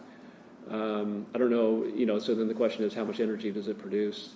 So I don't know. That's a good question. I don't have that statistic for you. They're not included in these numbers. And then so now moving from the California power mix to the PG&E power mix. So what are the attributes that PG&E claims in their supply portfolio? This is in 2014, and so 27% of their portfolio in 2014 was renewable, and you can kind of see the breakdown in the table next to this. And then in terms of carbon-free, which is a statistic that PG&E publishes, about 56% of their portfolio is carbon-free. So that would include their renewable energy, their Diablo Canyon nuclear power, as well as their large hydro, their hydroelectric system. And then 24% natural gas, and then 21% unspecified. So again, these are just generic market purchases that PG&E would make, or purchases out just directly from the California Independent System Operator. PG&E owns some generation, but the majority of the power that they sell to customers is purchased from independent generators. So the only resources that they own really are the Diablo Canyon project, the hydro project, and then they have a couple of natural gas generators, but the majority of their power is purchased. Did you have a question? Yeah, I do. I thought the eligible renewable resources did not include any hydro or geothermal. Right, so large hydro is not considered an eligible renewable resource, and the cutoff point for large versus small is 30 megawatts. So anything 30 megawatts or above is not considered eligible renewable. Geothermal is an eligible renewable resource. Okay, so why is small hydro? Yeah, I think Director Smitty might be in the best position to answer that one, but History and environmental impact. Okay, I can see that. If large height, we had the beginnings of the discussion in a previous meeting about the potential for adverse environmental impacts from large hydro. And that's part of it. Part of it is just some history. And part of it has to do with going back to this distinction between what is a qualified renewable and carbon-free. If your goal as a policy matter, as a values matter,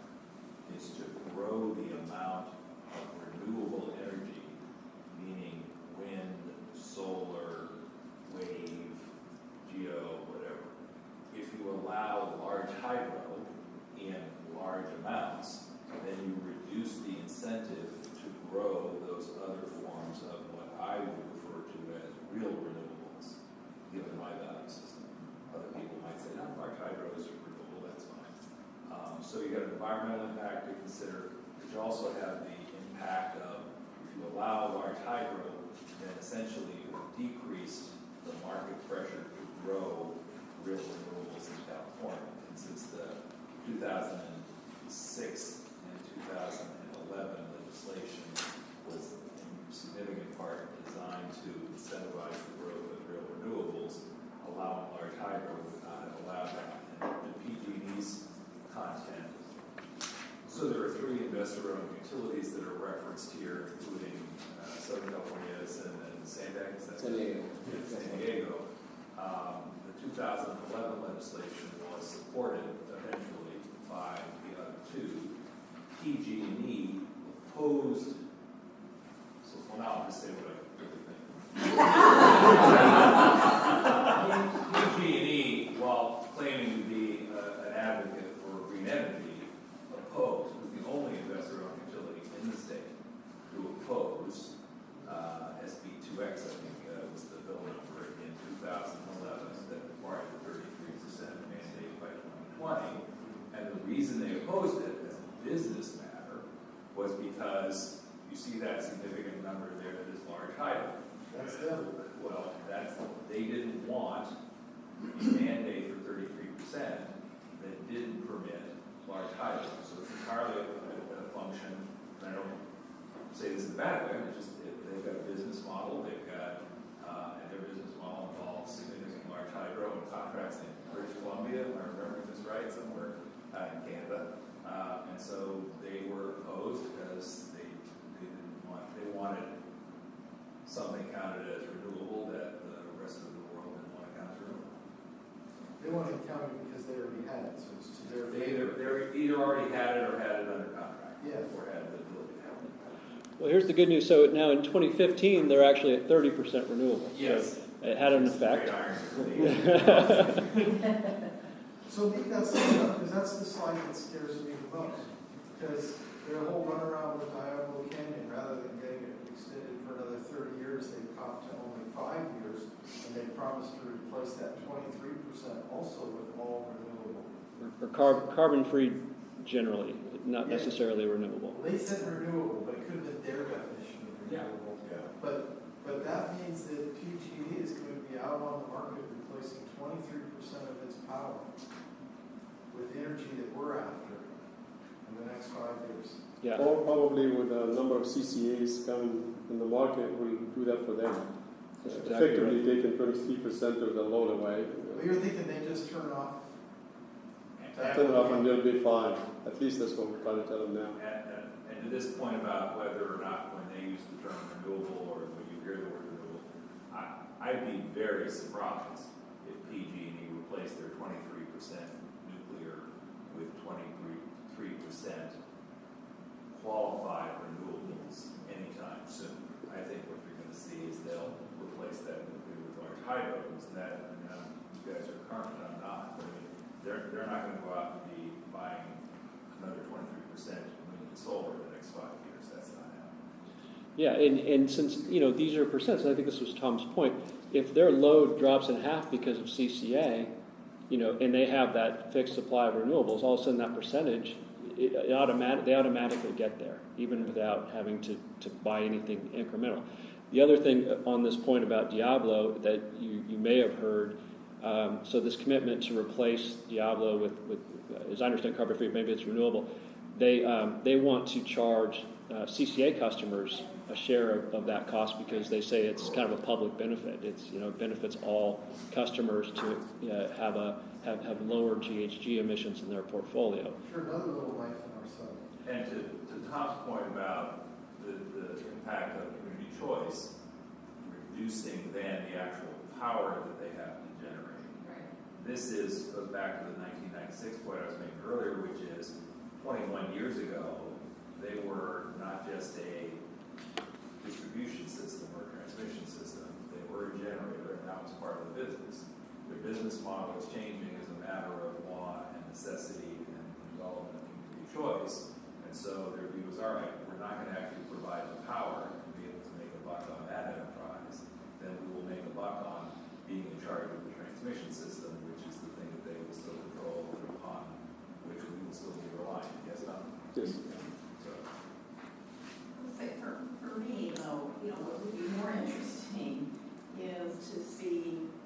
chart as it pertains to the entire pool of water, back to your analogy, everything that's being contributed into that swimming pool.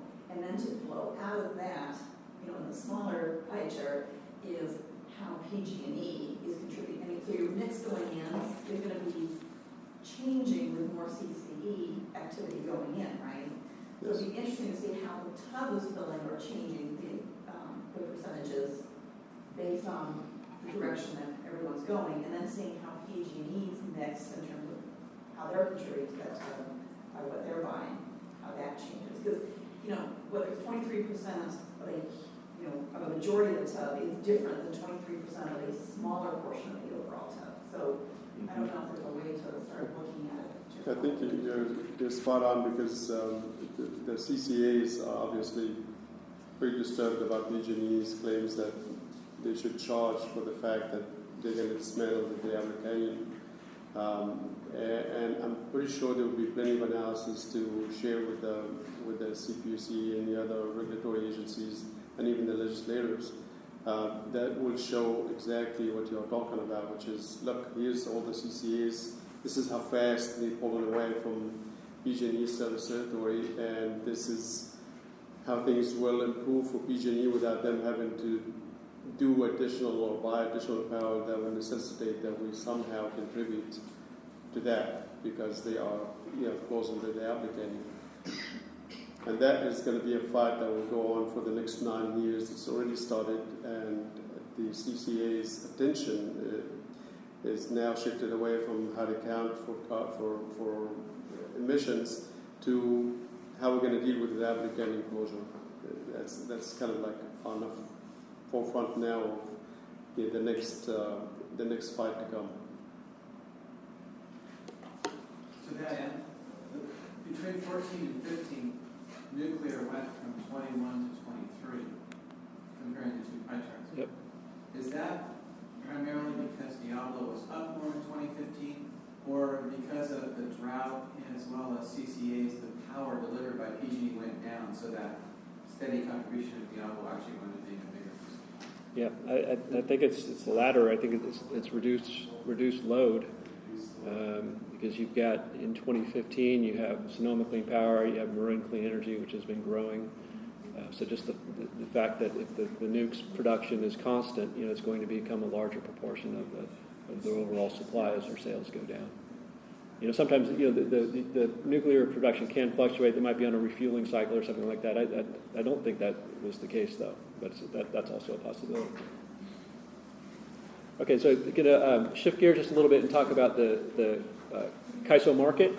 So Brian described this role of the CAISO as the balancing authority, really critical in regards to maintaining reliability, the moment-to-moment balance of generation and load, and dispatching generation. But another really important element of what they do is they operate short-term electricity markets. In fact, that's how generation is dispatched. Generation is dispatched on an economic basis. So in the day-ahead time frame, generators submit bids into the CAISO market, say, we'll generate so much power at such a price. Then the CAISO runs an optimization software and selects the lowest cost resource mix every day, and generates a price for each hour. And theoretically, there would be a single price for each hour throughout the state if it weren't for congestion along the transmission system. But in reality, because there are constraints from various points on the transmission system, the CAISO needs to dispatch generation that's not necessarily the lowest cost generation in a particular area. So there are actually over 3,000 prices published for each hour by the CAISO. So they call this nodal pricing. It's all these dots here on this chart. And in this particular case, there are a few bubbles there that are orange. So those would be high for this particular hour. Those would be relatively high price nodes, and then the vast majority are green, which would be low. So that shows you that there is congestion in that area. We can't get the low-cost power from the green bubbles into that constrained area. And of course, this changes every hour, changes every day. It's a very dynamic, season-to-season type of a situation. But that's the concept of nodal pricing. So generators, they bid into that CAISO market, the market clears, and then they get paid based on their hourly schedule and whatever the CAISO price is for that hour. That's how generators get paid. Now, loads, so we're CCE, we're representing loads. We schedule our forecasted load into the CAISO market on a day-ahead basis, and we get charged by the CAISO based on our hourly load schedule and the prices in their market. We don't pay the nodal price, loads pay an aggregated price. So generators get paid the price at their specific location. Loads, in our case, we pay the hourly prices essentially averaged over the entire PG&E footprint. And I'll show, I think the next slide will illustrate that a little bit better.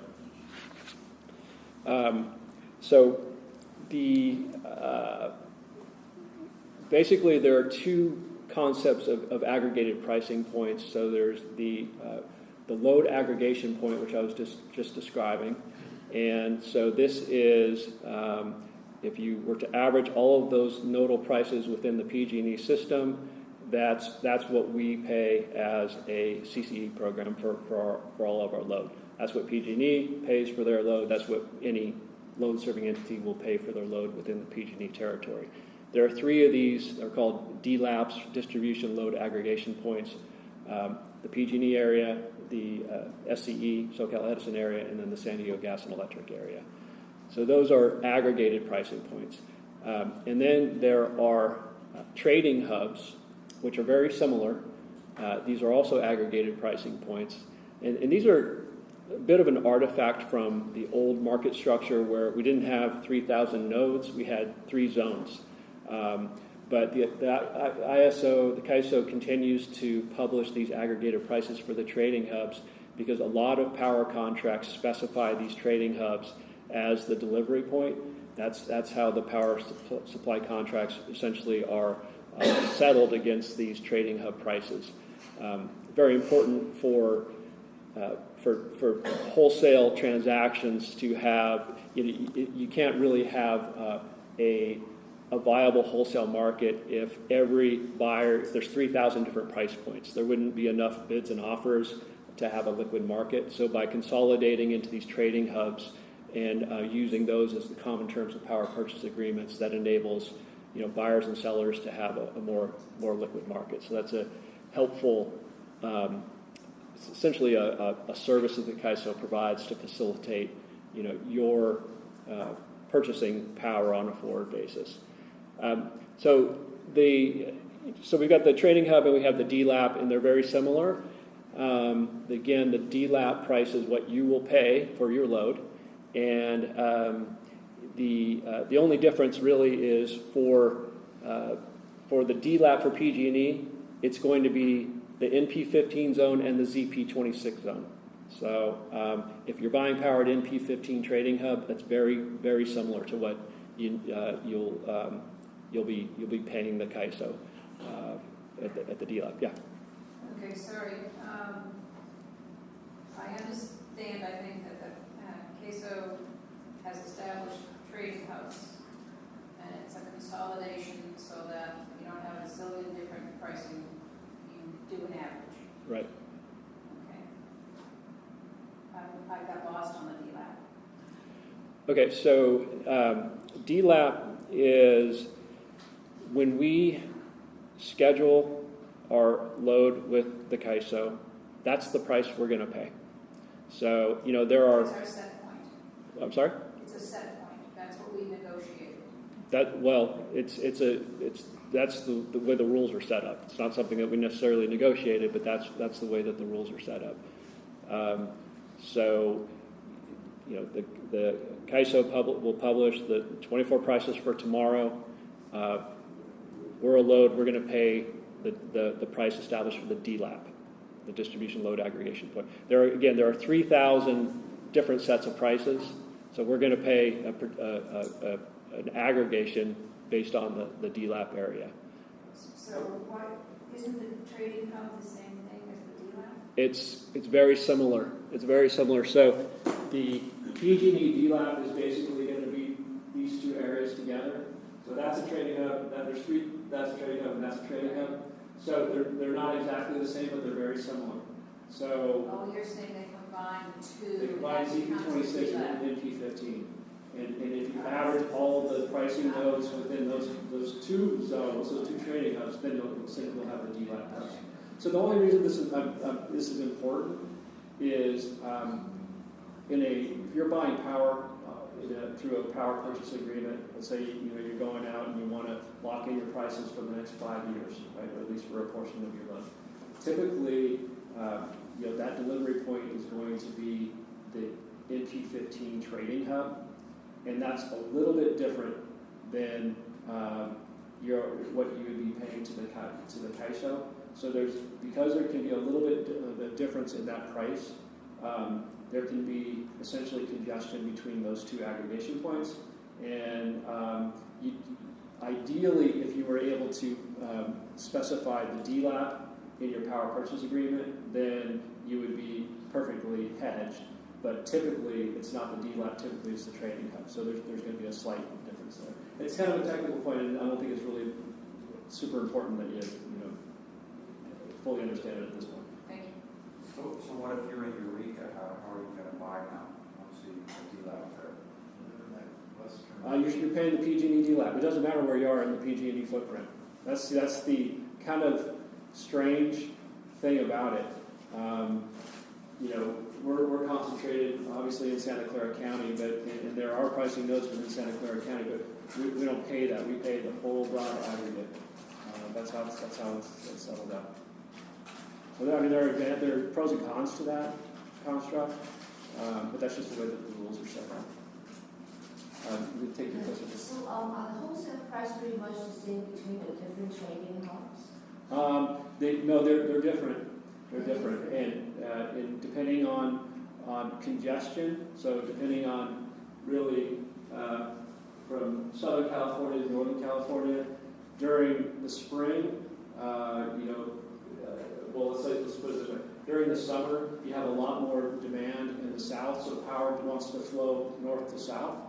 But then there's not enough transmission necessarily, so you wind up having higher prices in the south and lower prices in the north, right? So I guess my question is, can we cross to the next to other trading hubs if they're more kind of a price advantage?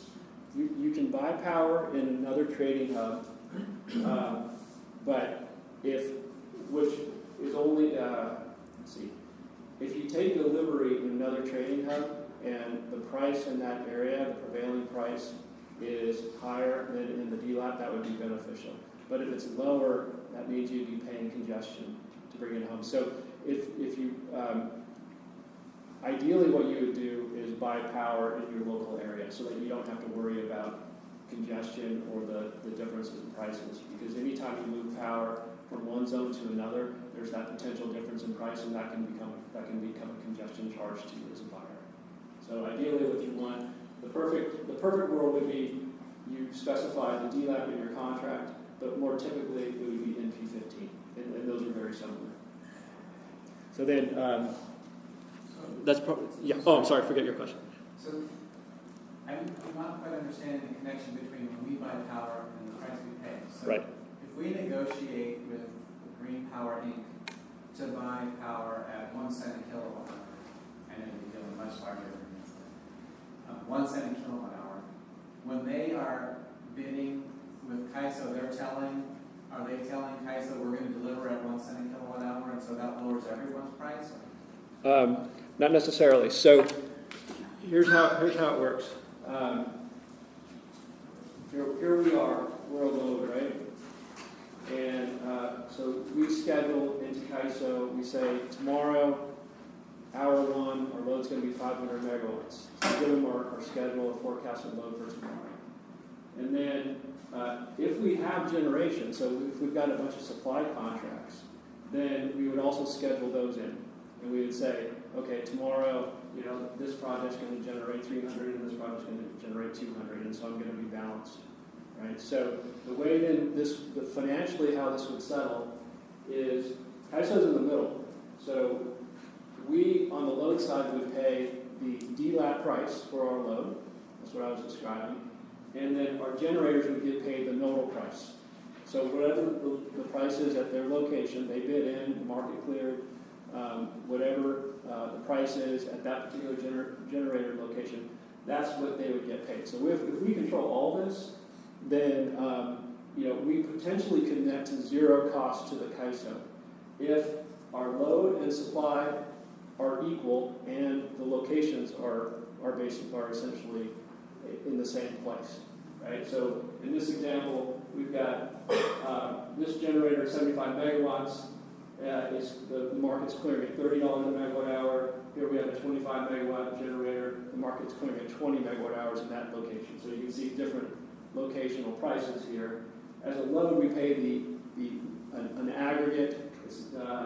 This is a simplification, but we pay an average price in this example. It's equal to the average of these two.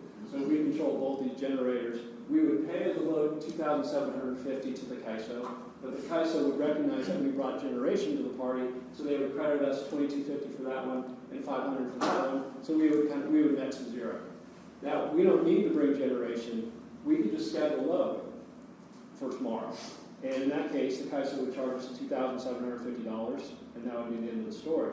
Or we could just bring this generator, in which case, we'd pay $2,750, we'd get paid $500, so our net cost to the KISO would be $2,250.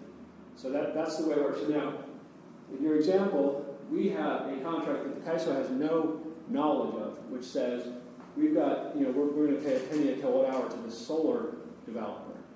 Well, that's between us and the solar developer, and KISO doesn't see that.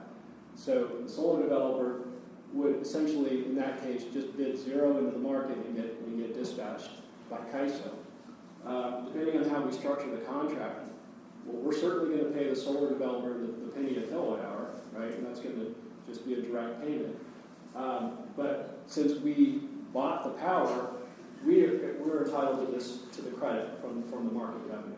So we get the market revenue from the project, and of course we get the renewable attribute, because that's what our power purchase agreement says. So we get the REC, and we get rights to the market revenue. John, could you explain what the clearing price is for every hour?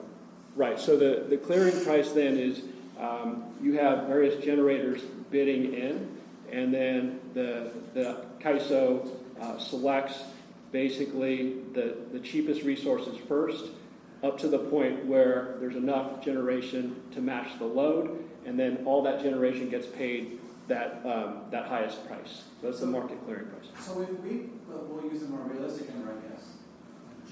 Yes. On generator 2, if we're paying them $10 and the clearing price is $20, are we making the $10? Yes. Essentially? Okay. Yes. Thank you. That's our high purchase. So I take from this, there's risk in who we buy from that we need to consider. If we buy from a generator that sits near LA, for example, even though it's not close to us, we might do okay because they're going to pay more. There's a transmission line bottleneck or anything like that. But if we buy something out in the deserts of Palm Springs or someplace further away, I don't know where the generation lines are weak, then we may end up not really, we may have paid a price and we're actually, since we now own that power, we may be selling it into CalISO for less than we paid for it, and actually sort of losing money in that sense. Yeah, no, that's exactly right. You could get zero for it. You'd actually have to pay KISO for it if prices were negative in the extreme case. So it is very important when you're buying, from a specific generator. The location of that generator is very important. Closer to load, right? The better it is. It's if the it, delivery point that counts. So if you Yeah, buy there you the go. power at the bus bar, at the generator, and that generator is somewhere in Timbuktu, then you risk the problem of delivery. But if you buy it at NP15, regardless of what the source is, then you're protected and you're hedged against condition prices. That's a great point. So if we contracted with this Gen 2 here, but we contractually said the delivery point is NP15, okay, then we would get paid, we would get credited by CAISO. It would get scheduled as a transfer from that generator to us at NP15. We would get credited the NP15 price, not their nodal price. So the risk would be on the generator at that point. If their nodal price were lower than the NP15 price, that would be on them. Right, so that would be a way to transfer risk to the generator, as opposed to you wearing that risk as a buyer.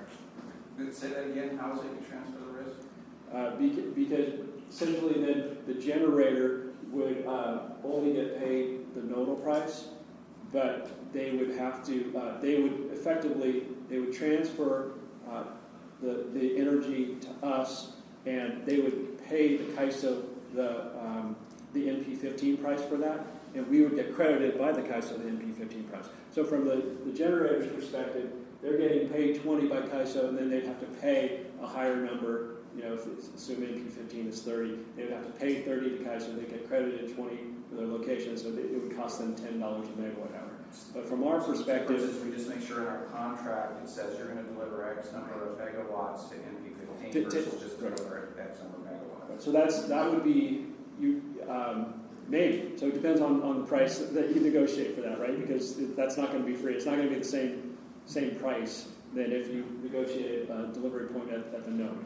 But it may be worth it. And so it's kind of a risk price trade-off there. it's like an insurance premium. You can almost look at it if you want to take that risk. So again, if somebody was in Timbuktu, we might want to go with a little bit of price premium to, protect ourselves by saying yes, it's delivered to NP15. Yes.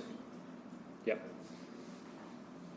Where do you guys expect to buy our power from? Are we getting it all from Washington State? The RFP is out, and it should be coming back in about 2 to 3 weeks, I believe, 2 weeks. And once we get it back, we will find out exactly where the power is going to be coming from. Because we are asking for this amount of power, and we're also asking the people that will propose tell us which generator you're going to be getting that power, or you're going to schedule that power from, and where is it located. And is it your assumption that a lot of this is going to be out of state where capacity is, or are you finding capacity available in state? We have no idea at this point, and we can guess based on what others are doing, but we have to wait until we find out what they bid. And again, whether it comes from out of state or from in-state, if we want to hedge against risks, then we will ask to make sure that power is delivered to NP15. Right. Okay, I think we're at a transition point here, so we're just going to power through, or I guess so. You're up, Brian. Can we take a 5-minute stretch break? Absolutely, yes.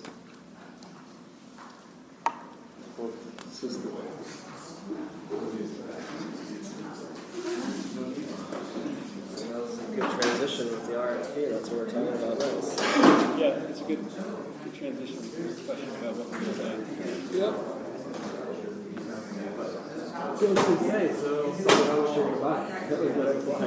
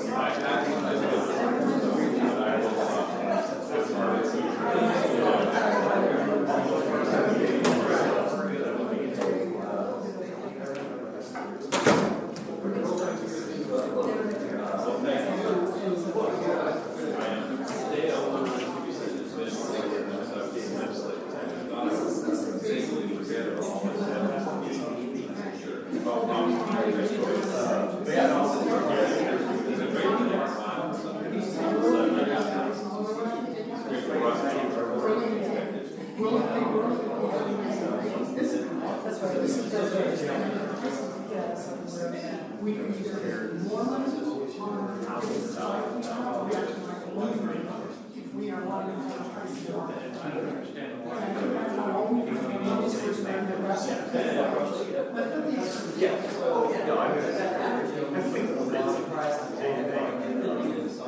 I agree with that. So we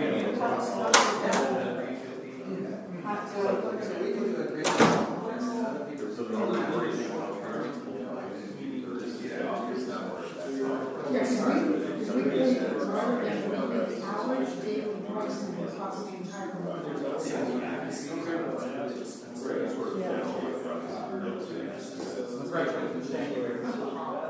Now, are we done?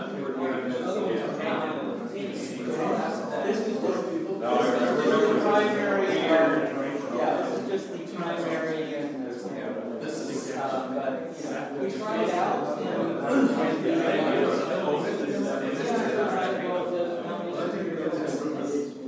Friday before our license. Unrolled out. We can probably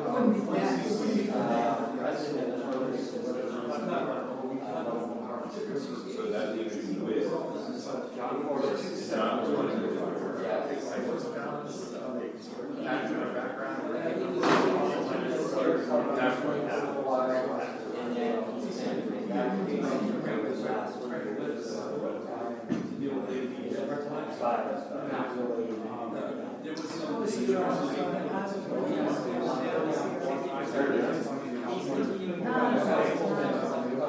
Oh, they are? No. They say, this is, sure, states.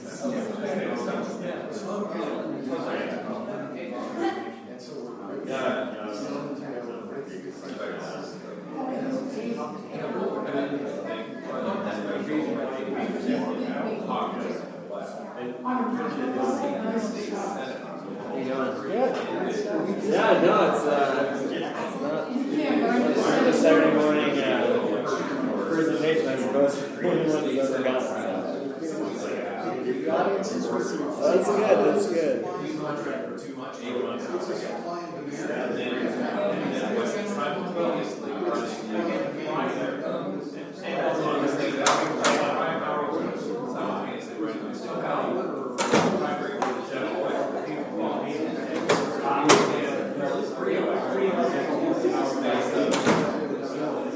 months, because then run once in the special, once in the primary, and once in the run. And yeah, it's a more situation where those fellow stuff, they can go after the results that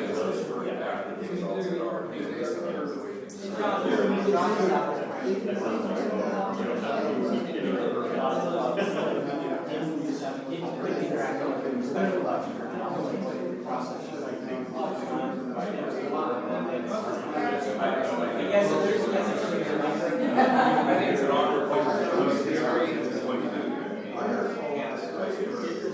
Sort of it's done, that's all it is. Well, congrats.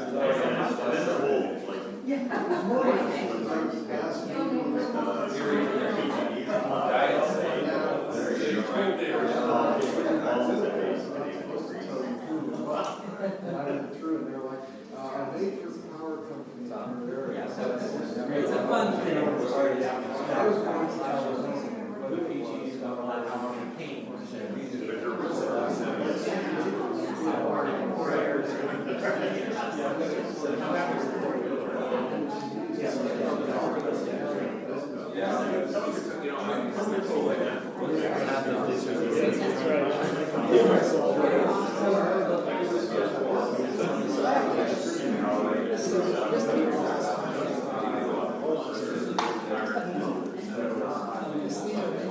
Good.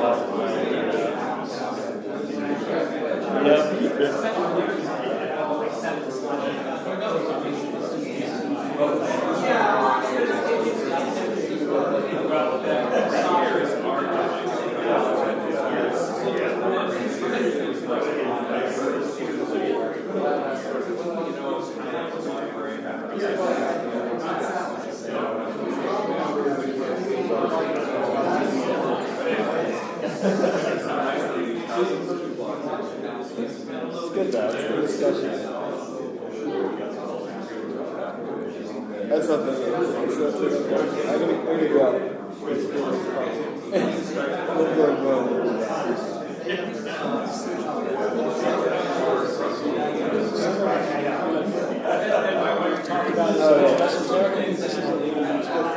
Well, yeah, my whole thing is what do you design, right? Let's talk about design. Let's talk about how you look at it and require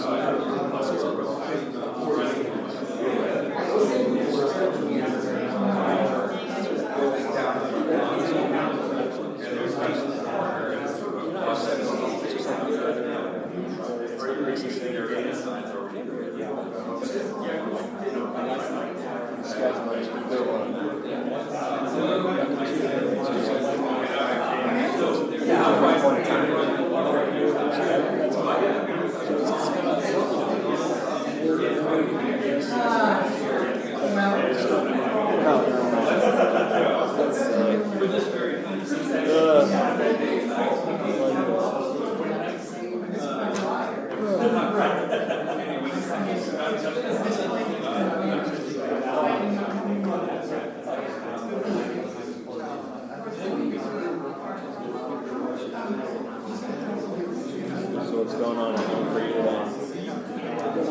At home. Soccer. Where was the first game at? Was it home or?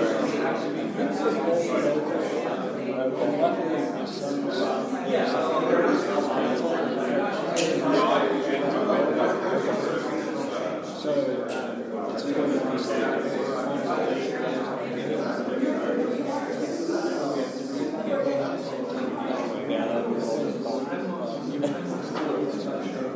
Yeah, you help. Well, I guess that worked out. yeah. Those are the worst.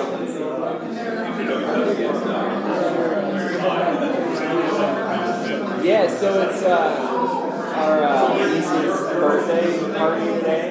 So, and her and Dominique are coming next week. So they usually do a combined thing. So we're gonna have so it's a later one. So it's gonna be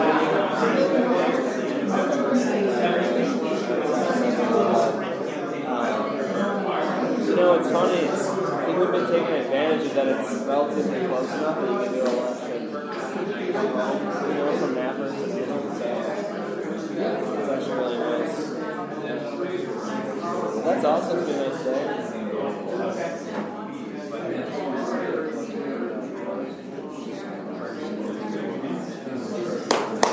Let me invite everybody to come back to order. Our chair is absent, so I'm stepping in as the vice chair, and I'll ask us all to get back started again, and we'll turn it back over to Brian. There it is.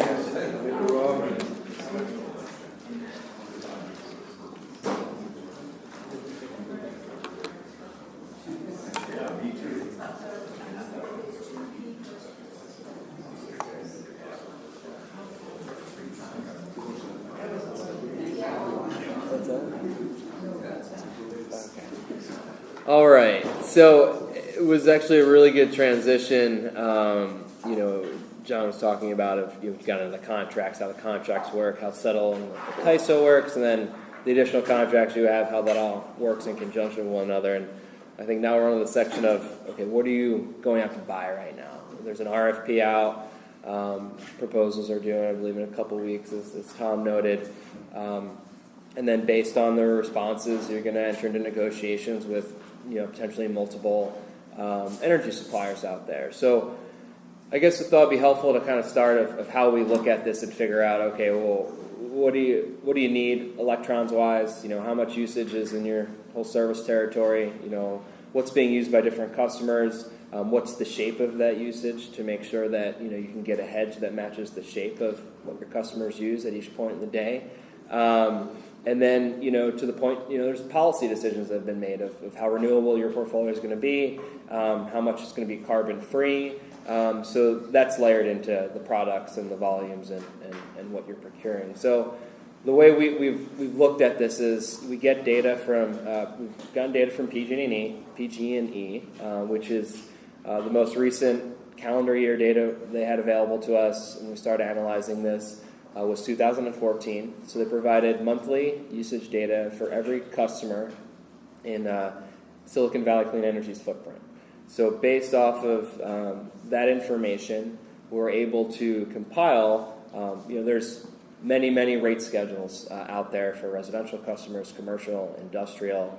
So what we like to do is consolidate all that information to what we call a class level or a profile for a specific class of customers. So maybe all of your residential customers are small commercial, medium commercial, etc.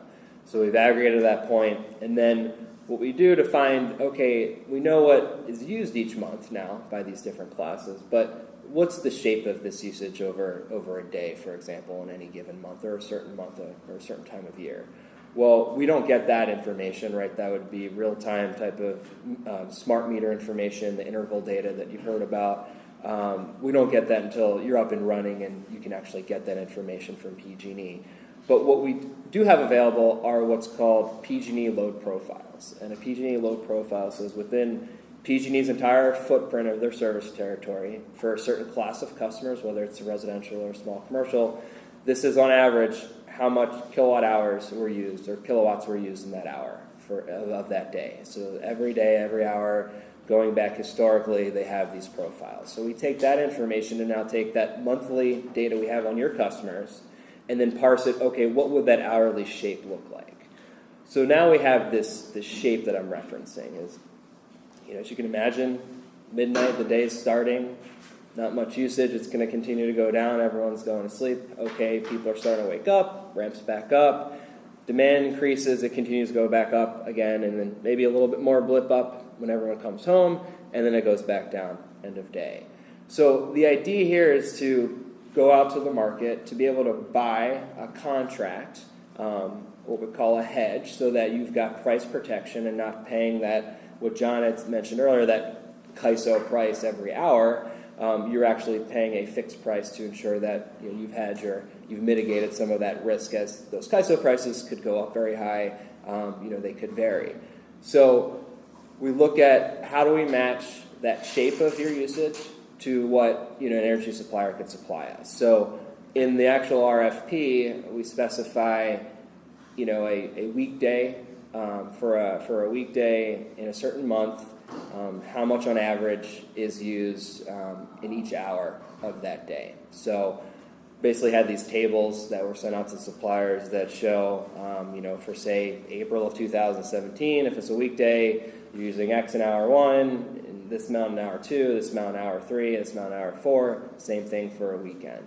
And so then the suppliers will go and price that based on how much we need at certain hours, how much they anticipate prices being in those hours, what's the specific resource they would be providing. But the idea is that shape is important because it's really the only way to put a hedge in place that really matches when you're buying electricity from the CAISO at certain hours and at those volumes. So that's just the generic shaped hedge, we consider it, or conventional hedge, or just the shape of the program. And those volumes we looked at on a monthly basis that we sent out to the suppliers to bid on from April 2017 all the way through 2021, I believe, yes. So a little under 5 years.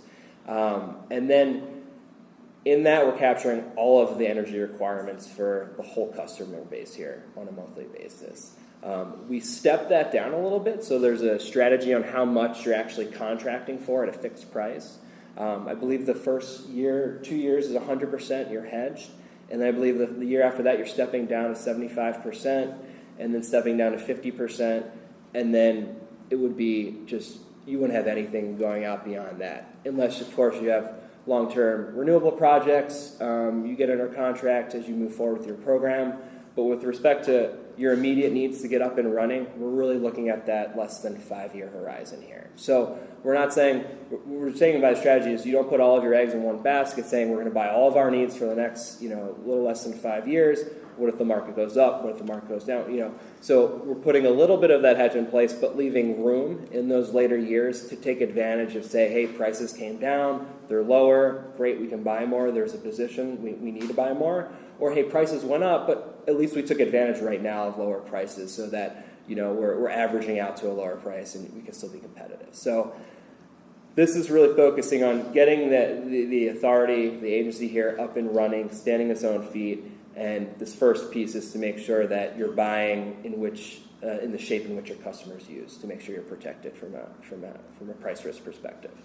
So that's just your generic energy needs, just your generic electrons we're talking about is that first bullet.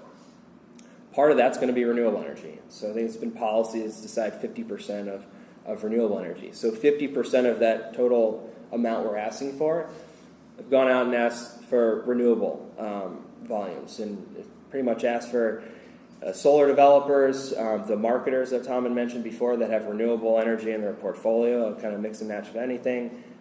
Could be renewable projects already operating and running, and maybe they're looking to sell some of the output to CCAs, or like I just mentioned, a new project could be they have land and they could get a project up in say 6 to 12 months upon a contract being put in place. So there's various options for renewable energy. This is to meet again the RPS mandates you have to comply with. So 25% in this year would be 27% in 2017, and so. Then, above and behind that, you've got your 50%. So you've got the say, 27% next year, 23% will be additional voluntary renewables that, the authority here, as a policy decision, is just trying to target, right, for their power content purposes. So the renewable energy, we'll get in. There's another slide about the different types of renewable products. And even later on, we'll talk about the different types of generators. So the technology, solar, wind, geothermal, how those work and, where they're predominantly located. Other specified energy products, so GHG-free, we've talked about that large hydro resource, from the Pacific Northwest being imported into the state. That was also specified in the RFP. So annual volumes we looked at, as John alluded to, kind of the RPS renewable accounting is on an annual basis. Again, similar to just kind of your general carbon footprint or your portfolio content label or power content label that John had already talked about. So you can specify from a large hydro generator in the Northwest, and anything that actually comes into the state from out of state is associated with an E-tag. So it's a tag that specifies the source of say, that megawatt. So that's another way of tracking and being able to account for this in your power content label each year.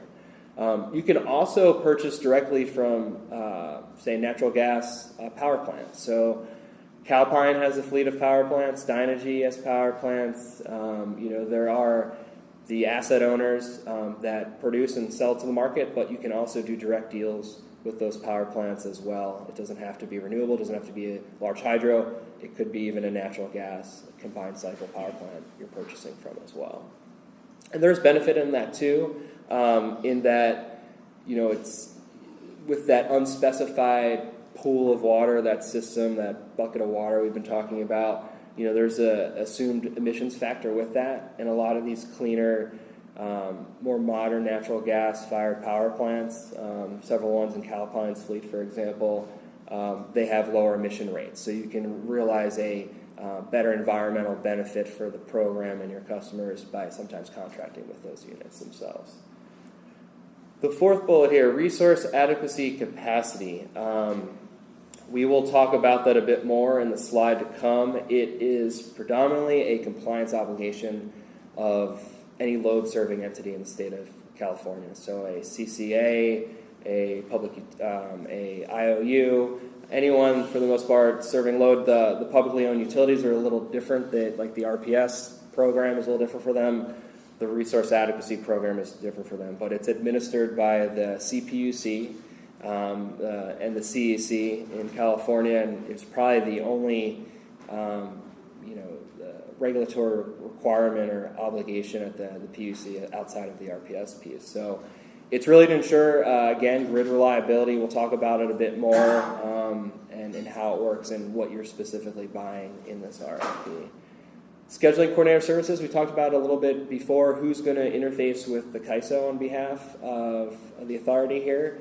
There are entities that's predominantly out there, their business. There's the energy marketers out there that sell the supply and all the products, but also provide scheduling coordinator services as well. So it's a very developed market. There are many scheduling coordinators out there that schedule both what we were saying on the load side, so saying what are our load requirements in the day ahead for every hour, and then on the generation side, when you have generation under contract and you're responsible for scheduling into the market, that entity would be interfacing with the CAISO and saying, this is how much we're going to be producing tomorrow in these hours. So that's more of kind of that operational component that you would need to outsource. It could be paired with the commodity, or it could be an independent service provider of the scheduling coordinator piece. Contracting options. I think we've talked about this a whole lot already on the length of it, short, mid, long term versus how are you structuring it? There's a comment here on fixed price or index. You can structure, say you go out to a renewable, say a solar, developer for 100 megawatts. Well, you can have a price that says maybe it's $40 a megawatt hour is the contract price. Fixed doesn't change. You're always paying that price no matter what. Or something called Index Plus, where you agree to the plus is a premium. So if it's, again, solar, what is the renewable premium? And you would agree on an index that you would pay. So what John was talking about before, the hubs, if you agreed on NP15, you would pay the NP15 price plus what that premium is, whether it was $5, $10, $12, whatever was negotiated. So that's another pricing structure that was allowed for the sake of this solicitation to be bid on. And then, yes, development status as well, what we talked about. So is it a new resource that you'd be contracting with? So another, hose into the pool of renewables, or is it an existing one that you'd be contracting with? So it's just another component of what we're looking at here. All right, so acquisition, how to actually purchase the power. I guess I'm approaching this slide with respect to, the contractual mechanics of buying your power. And I guess what I wanted to focus on here was what agreements, without getting too far into the weeds of, next 3-4 months as you're looking to buy your power, what you're going to be negotiating on a contract basis. But in order to buy anything from a supplier or a marketer out there needs to be a master agreement that you've entered into with them. So a common one for all the types of California products that you're going to need to buy is the Edison Electric Institute master agreement. The EEI is most commonly referred to. And so you would negotiate just kind of the generic contractual terms of buying commodity from a counterparty or another entity. And then, so that's an enabling agreement. Doesn't specify what are the commercial terms, how much megawatt hours are you buying, what's the price, what are your delivery obligations, what's the point of delivery. That is all specified in a confirmation, it's called, a confirmation agreement. The confirmation agreement will reference that master agreement, the overarching one that is, on top of this whole deal. The confirmation will say, okay, this is the price, this is how much we get for each month, and this is where you're delivering this product to. So John had talked to you about earlier, NP15, the DLAP, right, which is what you're paying your load at, or are we buying it right from the generator at the node in which it's producing the power? So, all that stuff is nailed out in the confirmation. So the confirmation, again, is the commercial, for the most part, commercial terms of the deal.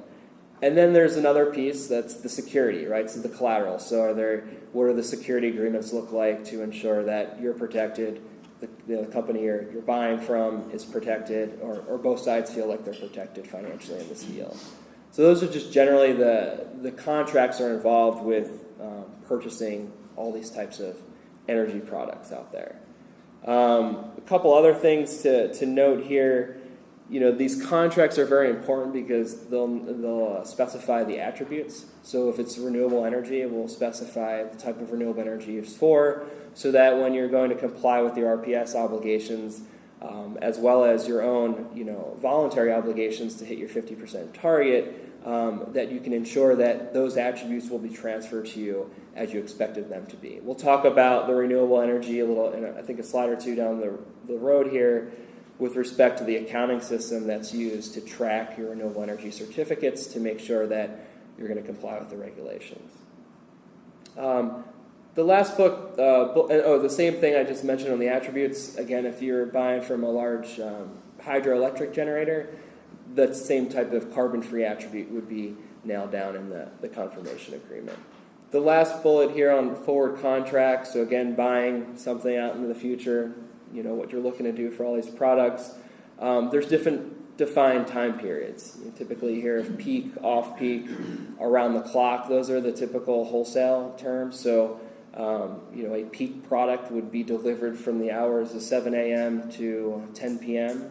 Monday through Saturday, and then off-peak would be the other hours Monday through Saturday, as well as all hours on Sunday. Around the clock is, it says it there, it's around the clock, 24/7, every day of the week.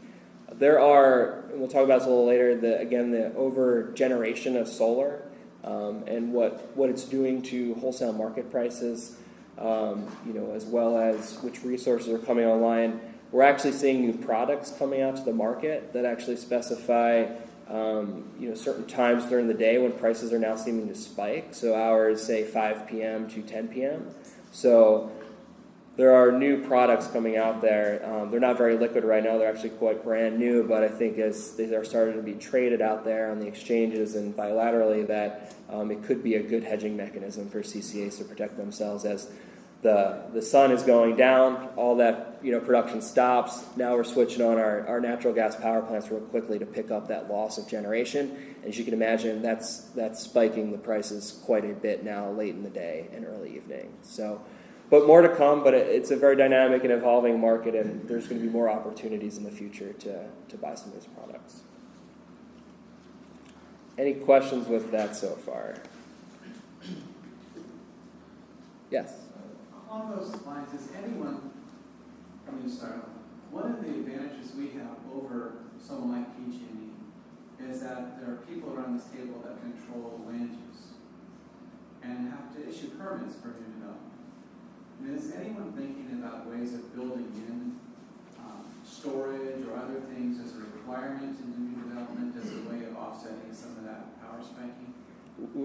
There's, for other, entities we work with, Pacific Energy Advisors, there's definitely, when you see a proposal for, say, a new solar development, you can ask, and it's pretty common now to say, hey, what would the price be if this was coupled with storage? So it's definitely being asked, it's definitely being analyzed, it's definitely being priced. I don't know if it's necessarily at a price point that makes it economic to pursue, but I don't know, John, if you have any. I'm even talking about not energy development. Oh, okay. I'm talking about when buildings are built. Oh. What technologies can be built into the building to get us through that, 5 o'clock, 8 o'clock. And I don't think we're there yet, but we should keep thinking about that because that's a distinct advantage that we have over others. Absolutely. I think you bring in a really, really good point that we sometimes in our business we don't look at very carefully, and we don't look at it because we're in a supply business, we're in a wholesale business, selling retail. But if the cities can become a little bit more aware of the things that they can do with developers, then homes and businesses could consume power very differently than the way they do now. They can produce a whole lot less, but they can do it in a way that will allow a way to offset that spike that we see in here. There's a number of ways that cities can work with developers and become very helpful in generation business. If I may. So I think I'm getting it now. I've asked all 10 times the same question. And as part of my question that came up here, if I understand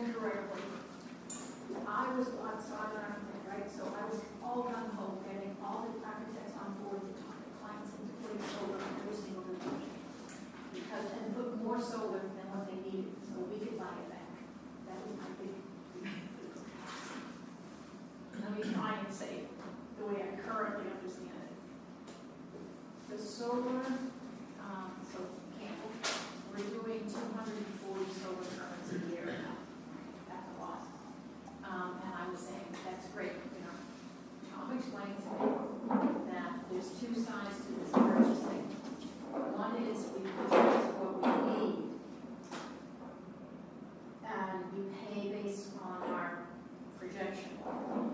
We can, our load, but we can't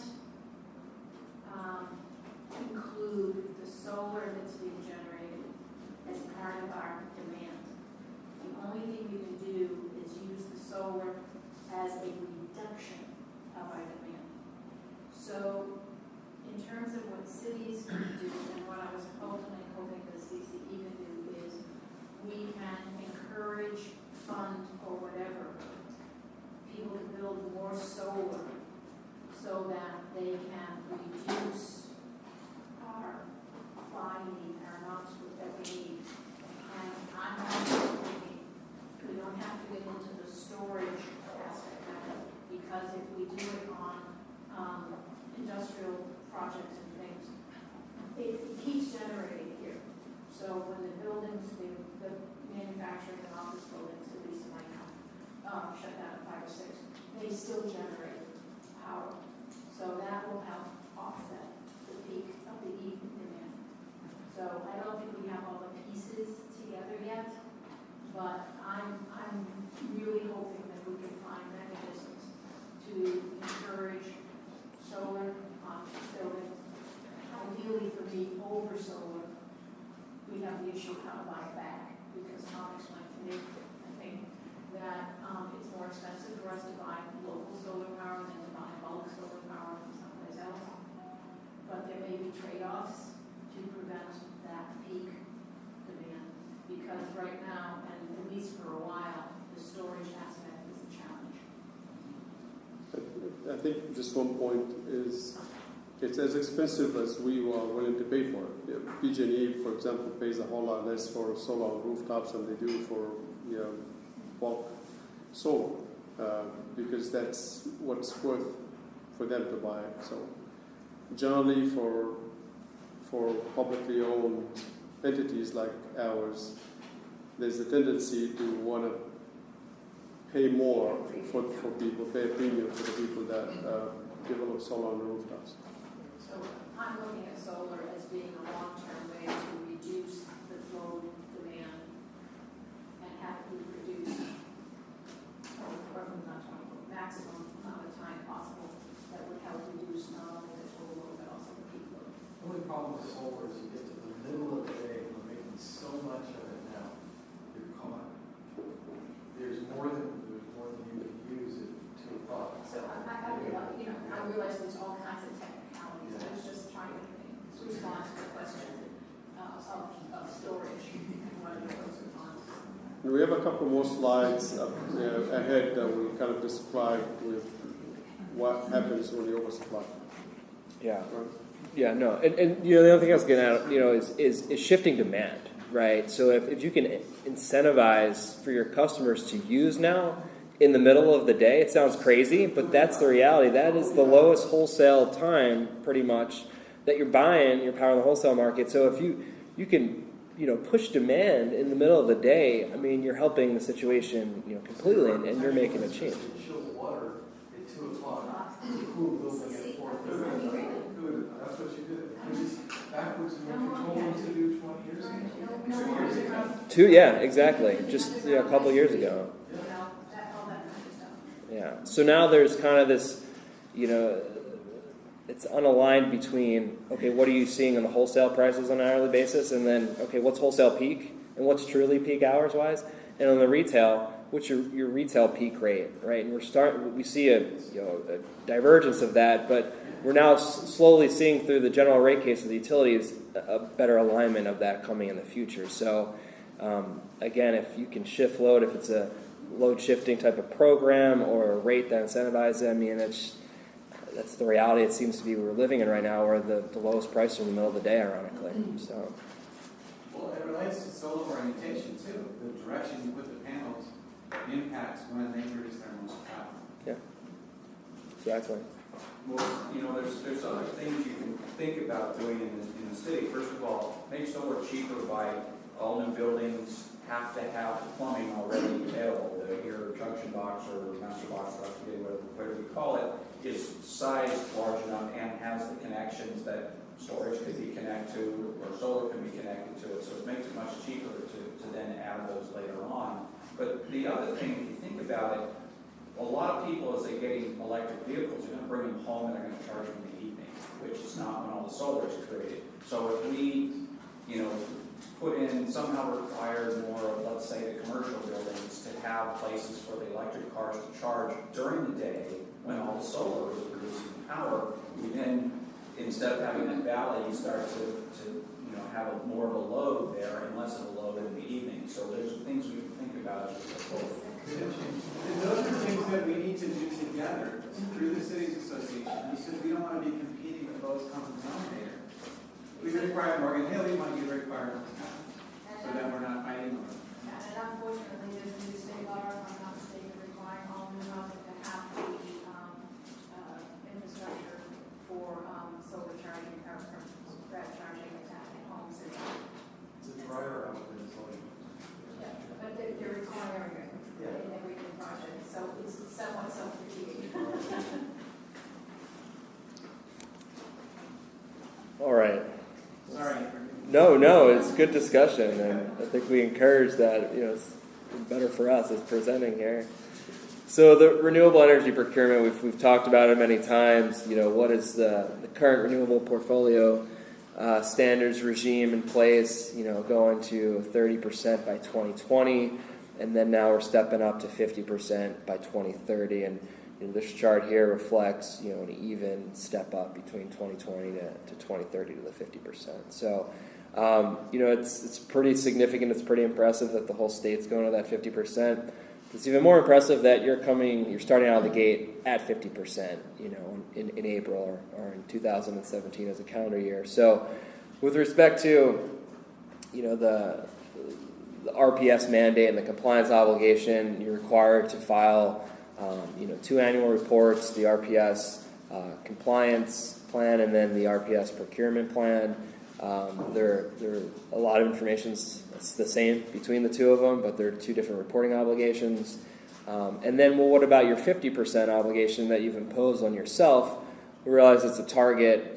There's no necessarily compliance obligation to a regulatory entity outside of your governing board, but where that is reflected is in the annual power content label. And John had walked through that a bit with PG&E.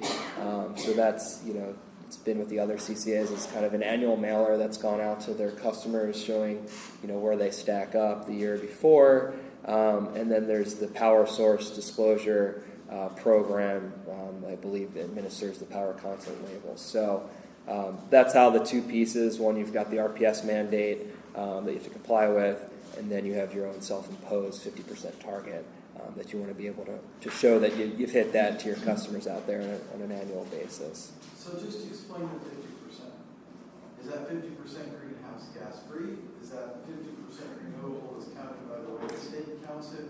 Or is it 50% renewable by what's actually renewable? Remain to be seen. I think that's the answer. We know exactly what the path is all the way to 2020. We know how much of this bucket or that bucket we're going to need to buy. But between 2020 and 2030, that hasn't been specified yet. And I believe it's going to take them the next couple of years to figure out. Let me just go on record here. I worry that there's more than one metric. The renewable is an important factor, but especially if we're competing with PG&E, since they have a large amount of greenhouse gas free power, it doesn't count as renewable. I hate to end up in a model where we were more renewable than PG&E by the state way we count renewable, but we produce more greenhouse gases than PG&E. And you can see how we can land on that by driving on only one parameter. At this point. So we made some decisions prior 100% carbon-free, yes. Yes, sir. We'd love to do that. Qualified renewables, 50%, which allows us to say, truthfully, as a marketing matter, that we are 100% carbon-free and that we have met the state's 2030 goals 14 years early. Is that fair? Yes, yes, correct. Thank you, Joe, that's what I'm hoping we are all doing. Yeah, and I think so I think that's a good thing substantively, and I think it's a good thing in terms of our ability to market our product in a way that's attractive to folks in our area. I think, just to take your concern and make it even more controversial, part of PG&E's carbon-free portfolio is nuclear. Yeah. So let's just hypothesize that our organization was 100% nuclear. I think saying carbon-free 100% nuclear is probably not a great marketing strategy. my marketing policy. So I'm not saying you were proposing that, Howard. I just want to be clear and correct. But I take your point. I mean, this is, PG&E is going to understandably want to call their nuclear carbon-free, and as a technical matter, I assume that's a correct assessment. I don't think that's really what people are thinking of.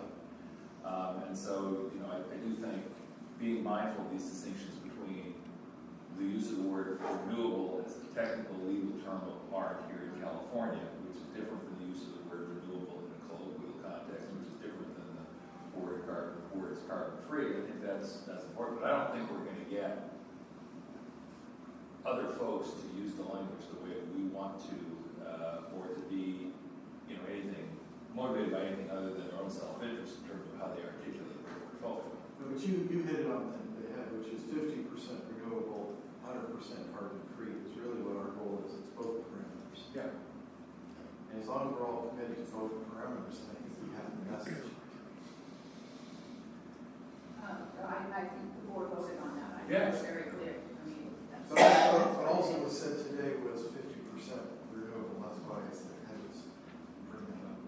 But this is good. Excuse me, Aaron. This is part of the benefit of the workshop is this issue is going to come up with respect to longer-term purchases in the foreseeable future.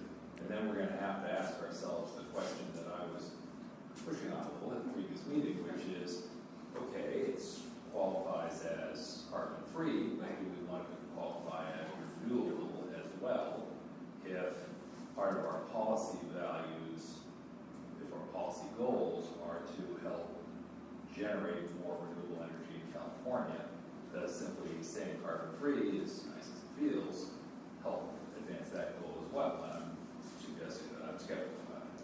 Well, the other thing is, I think several cities, I think we're up to 3 or 4 now, have all voted for city power to be 100% renewable by our definition of renewable. And that will go, to some extent, both as a public statement and as a further encouragement. So I think that's all to the good. I'm really surprised if some of the large corporations that we're going to start dealing with are going to ask us to be 100% renewable in a certain time frame, which I think would be great. But you can get 100% renewable and be 100% carbon-producing power. Not carbon-free, 100% carbon-producing. But we're past that. We're past that. We made a decision at the board level. We are 100% carbon-free.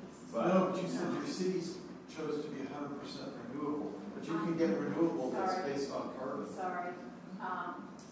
We have made a decision that the cities are getting their power from the CCA. It starts as 100% carbon renewable. I get you. And we are now going forward and exceeding it to 100% renewable. But if I may, so if I may, we have some new legislation this week that the governor signed. And it's requiring all emissions to be 40% below the 1990 level by 2030. And this we don't need to talk about in detail, but I think as a marketing tool and also as a question we're going to be asked is how does what we provide help meet that standard? And I believe the answer, as someone who has had to articulate the connection between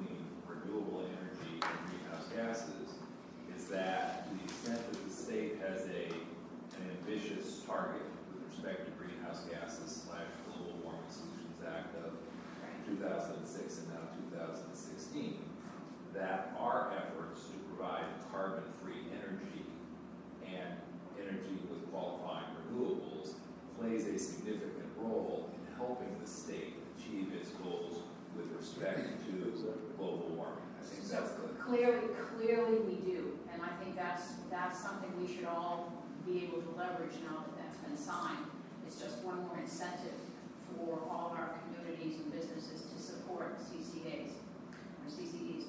But I was thinking a little bit beyond that to say that the measurement is from 1990. It's a 40% reduction from 1990.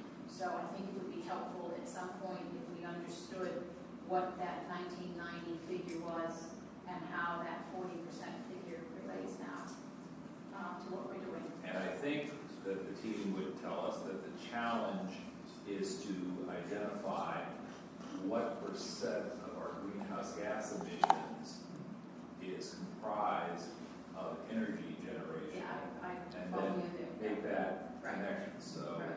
But I think from a city point of view, I think somehow or other, not necessarily in the first 6 months, but at some point, when we get settled in, it would be good to be able to specifically state how we're meeting and supporting that. And this, I think, goes back to Howard's point in terms of the marketing of all this. Some people are talking about renewables, and this has probably been evident by now. That's kind of the frame I had on all this. Other people talk about carbon-free. Other people talk about Climate Change Global Warming Solutions Act. And so and each one is different, but they're obviously heavily overlapped and intertwined.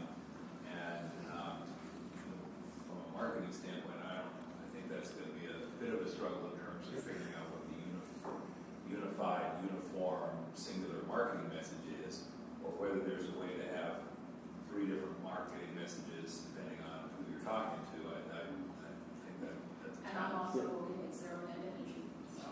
Just to put it forward. I think Going further, And then you have all the people who are outside of this room, the average resident out there, who probably use any and all of these terms interchangeably, because they don't know that there's any difference. I was about to say, I think most people use the word renewables, but that's just the people I hang out with use the word renewables. Yeah, so that's no, because again, I think, the average person that we're trying to appeal to, this is alphabet soup to them too, so. I think just to put some minds at ease, once we get to the point of bringing staff, so far the first group of people that we planning to hire are all in the communication, community relation, marketing side of the business. That is the first batch, the first 4 people aside from the board's clerk. They're all coming from the marketing, in the marketing area, so they can help with the message that we need to get across. Then, next year we'll bring in everybody else. I hear you all. Just bear with us. There's only one employee that this organization has. Tomorrow. We're going to get there, but we just want to get through the first 6 months while we acquire the energy and just get the agency on board.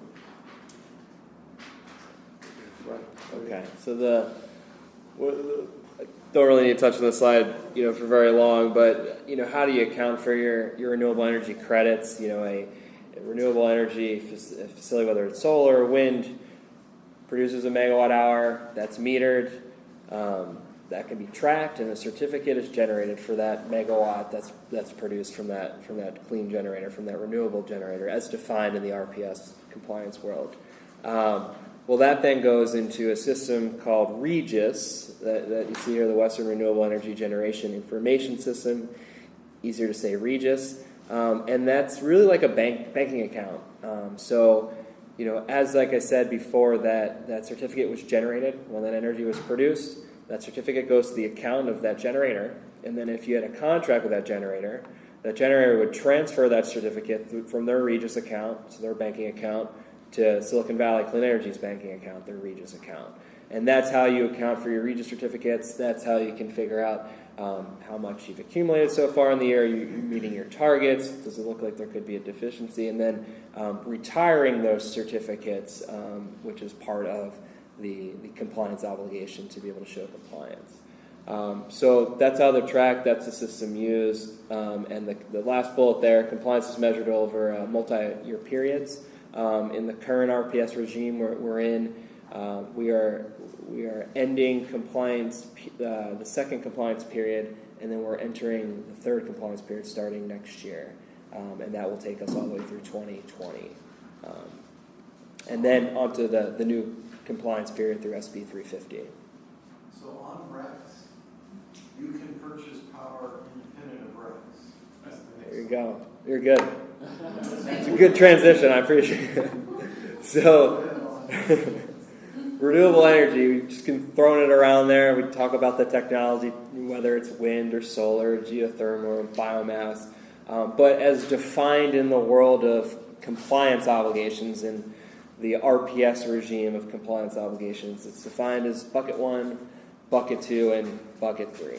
And I know you've heard these different buckets, and I'm going to do my best job of getting through them to make sure they make sense, and please jump in if something's not making sense here. But bucket 1 is going to be your highest cost renewable resource, and it's located in-state or dynamically scheduled into California. I'll mention what that means. And the renewable energy is delivered the same time as the electric energy is produced. So, any sort of solar project, in California, obviously it's connected to the grid. It's producing a megawatt of power, and it's producing a megawatt of that renewable energy certificate. That's considered a bucket 1 bundle. This other concept of dynamically scheduled, so a resource that meets the renewable criteria that's maybe out of state but connected to the grid, to the CAISO grid. And then what that dynamically scheduled means is in the same way that unit produces energy. So if it's solar, it produces nothing at night, and then morning it ramps up and peaks during the middle of the day and then comes back down.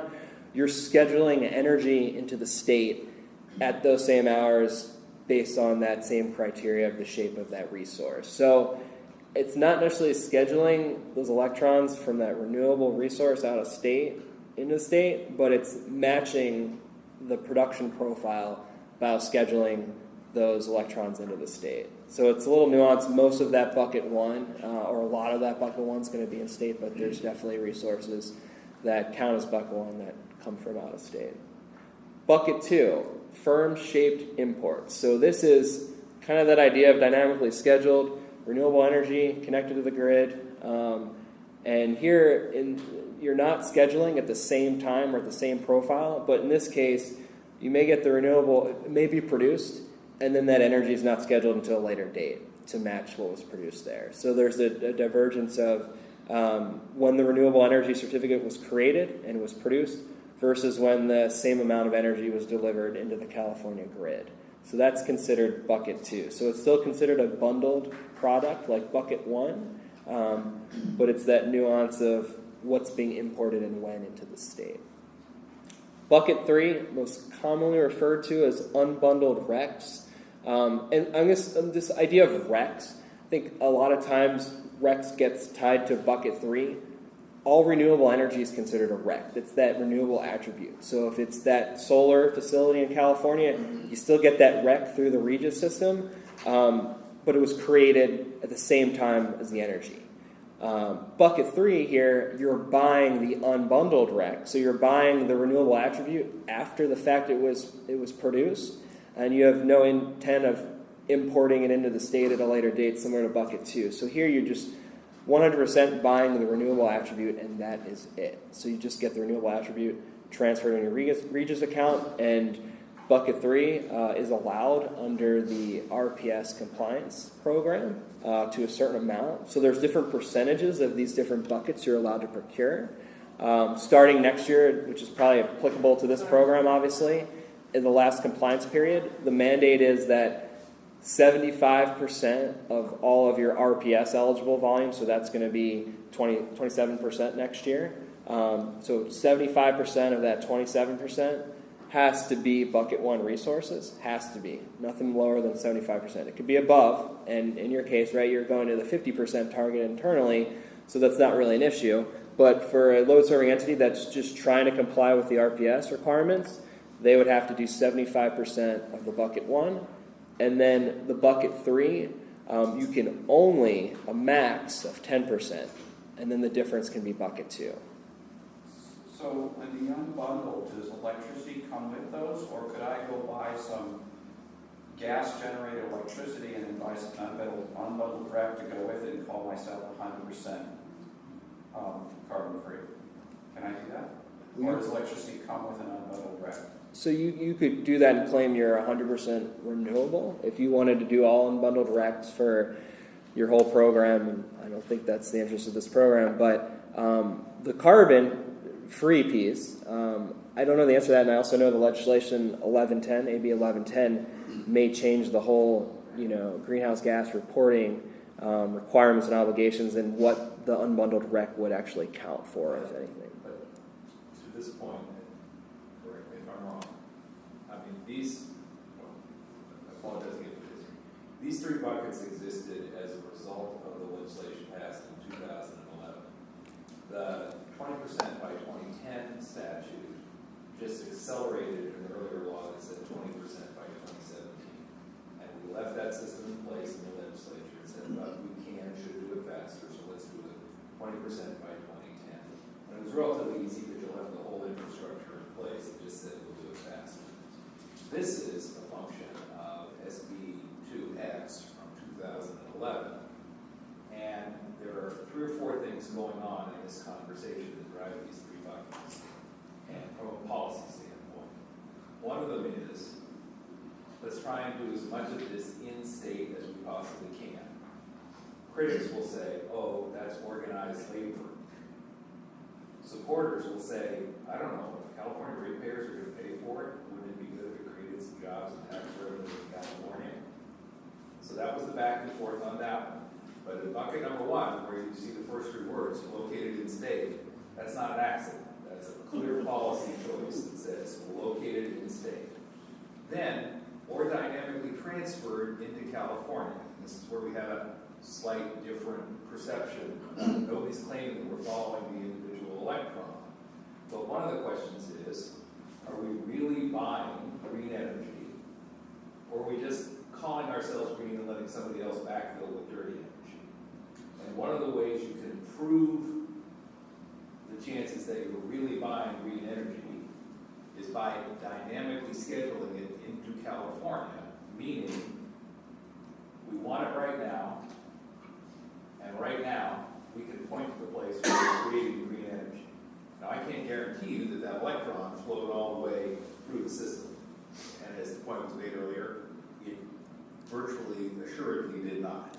But if you dynamically schedule in real time, you can say, right now, when I had a demand for energy, out there, that place, that specific guy, produced this specific kind of green energy, and that's what we were buying, yes? Yep. So, the goal was to make sure that it wasn't a greenwashing scheme. So that's what those second part of bucket 1 is.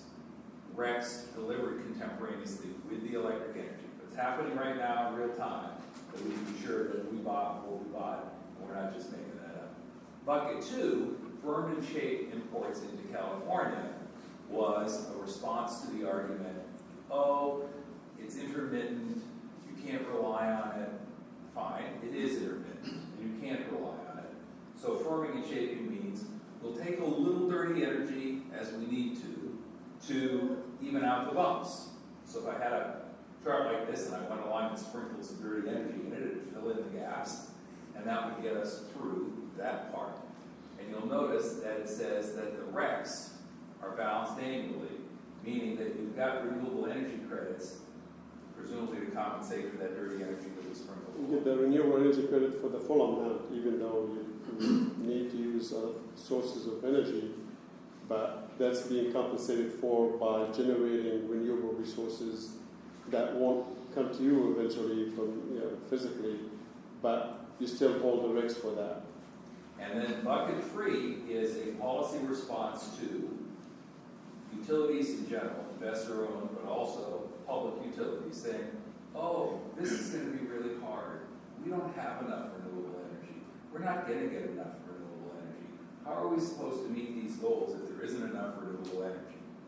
Complain, complain, complain, complain. And the answer was, we don't think that will be the case, but to the extent that it is the case, in bucket 3, you can buy unbundled RECs, which involves the acquisition of no actual clean energy, but involves the acquisition of renewable energy credits or certificates, which carry with them the renewable attributes.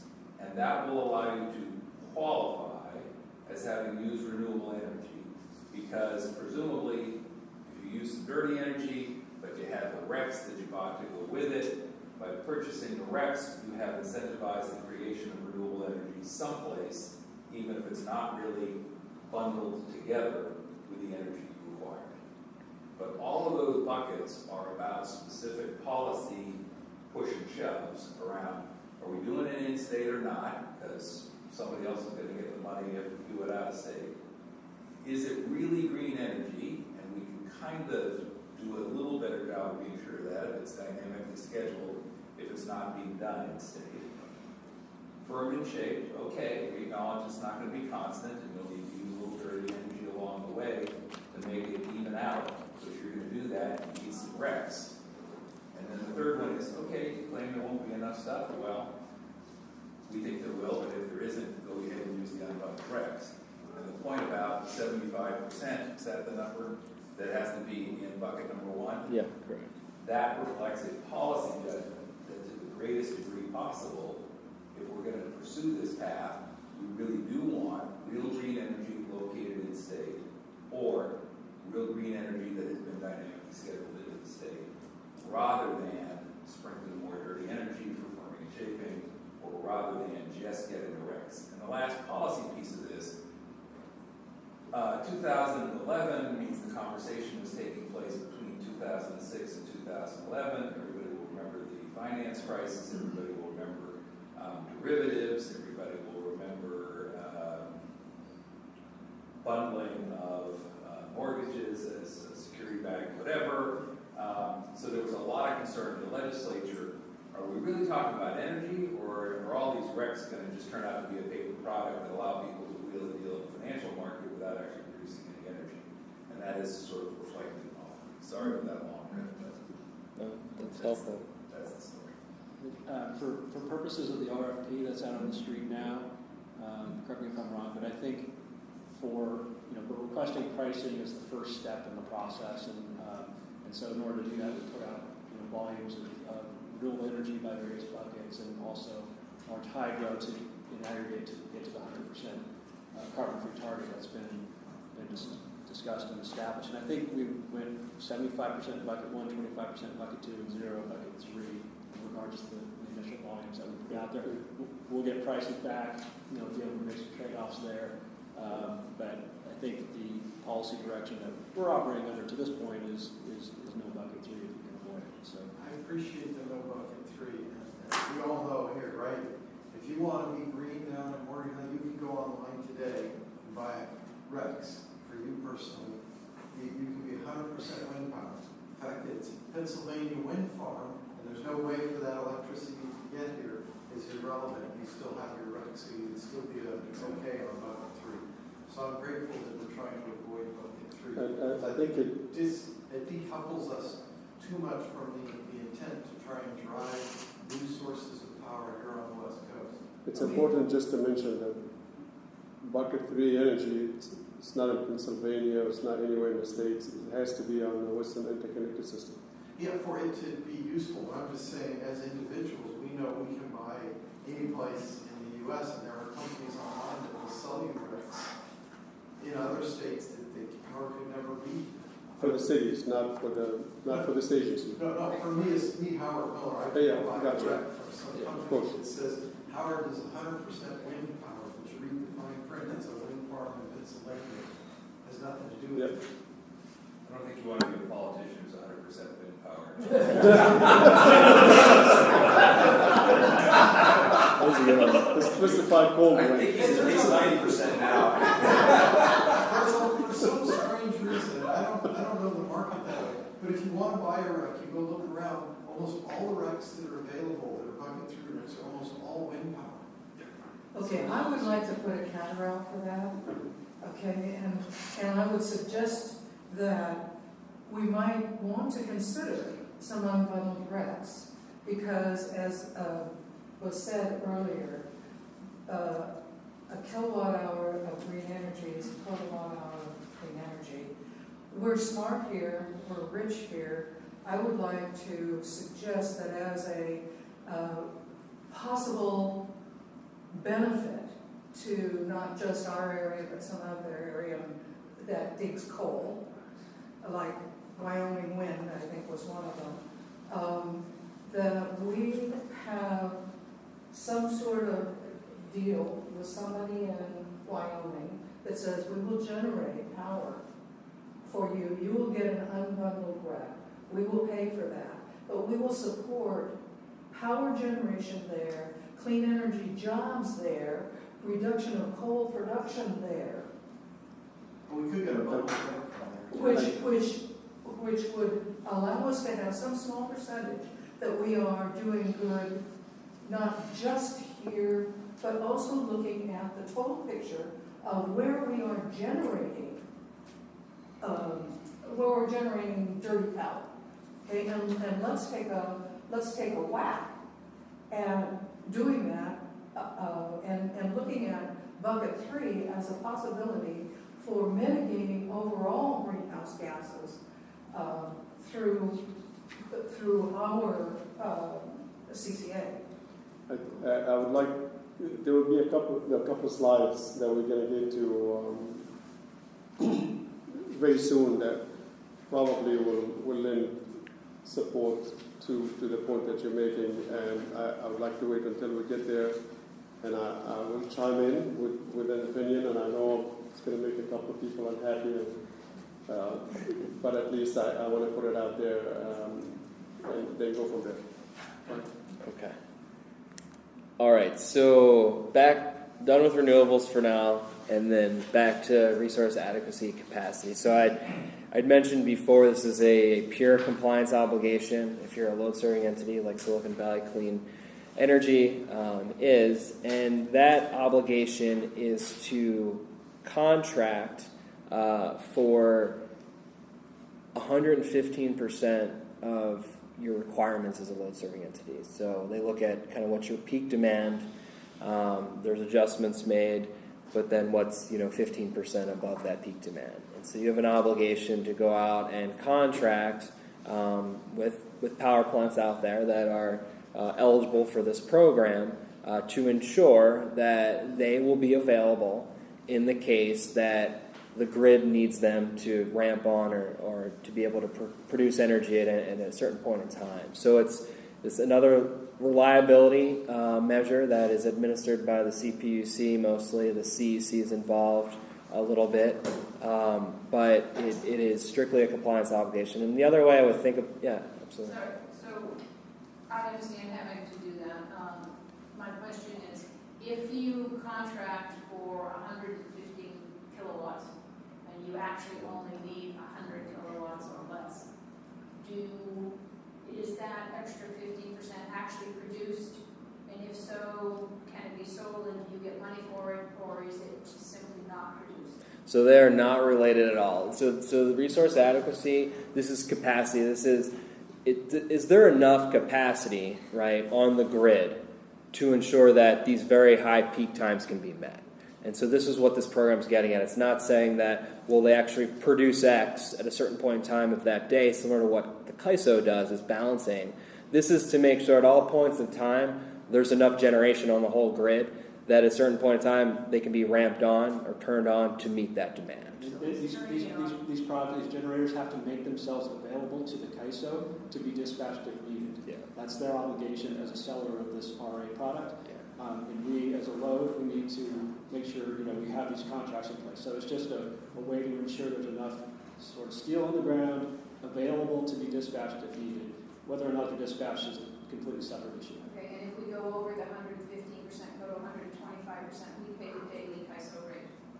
We'll, Down yeah, to 10%. you know, so if we go over, I mean, our forecast is always going to be, you know, wrong, right? So yeah, this is a forward obligation. So we would have met our resource adequacy obligation. That's gone, and then now we're just buying energy. So if our energy requirements were higher, then if we didn't otherwise have that under contract, it would come from the CAISO market. And so basically, we're paying for what we use, be it 100% or 115% or 125%. Yes, correct. So, you know, the other way I kind of look at this, you know, generators, they get paid when they produce a megawatt, you know, and so they get paid whether they're under contract or, you know, whether they're selling right to the CAISO. Another revenue stream is this capacity attribute. So they're getting paid to be, like John said, made available when the CAISO needs to call on them.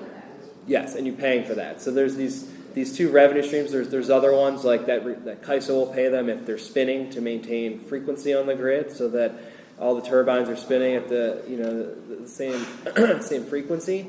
So this is another revenue stream, right, to incentivize that these power plants are on the grid and able to ramp up, even though maybe they're not producing all the time, but they're there in case we need them.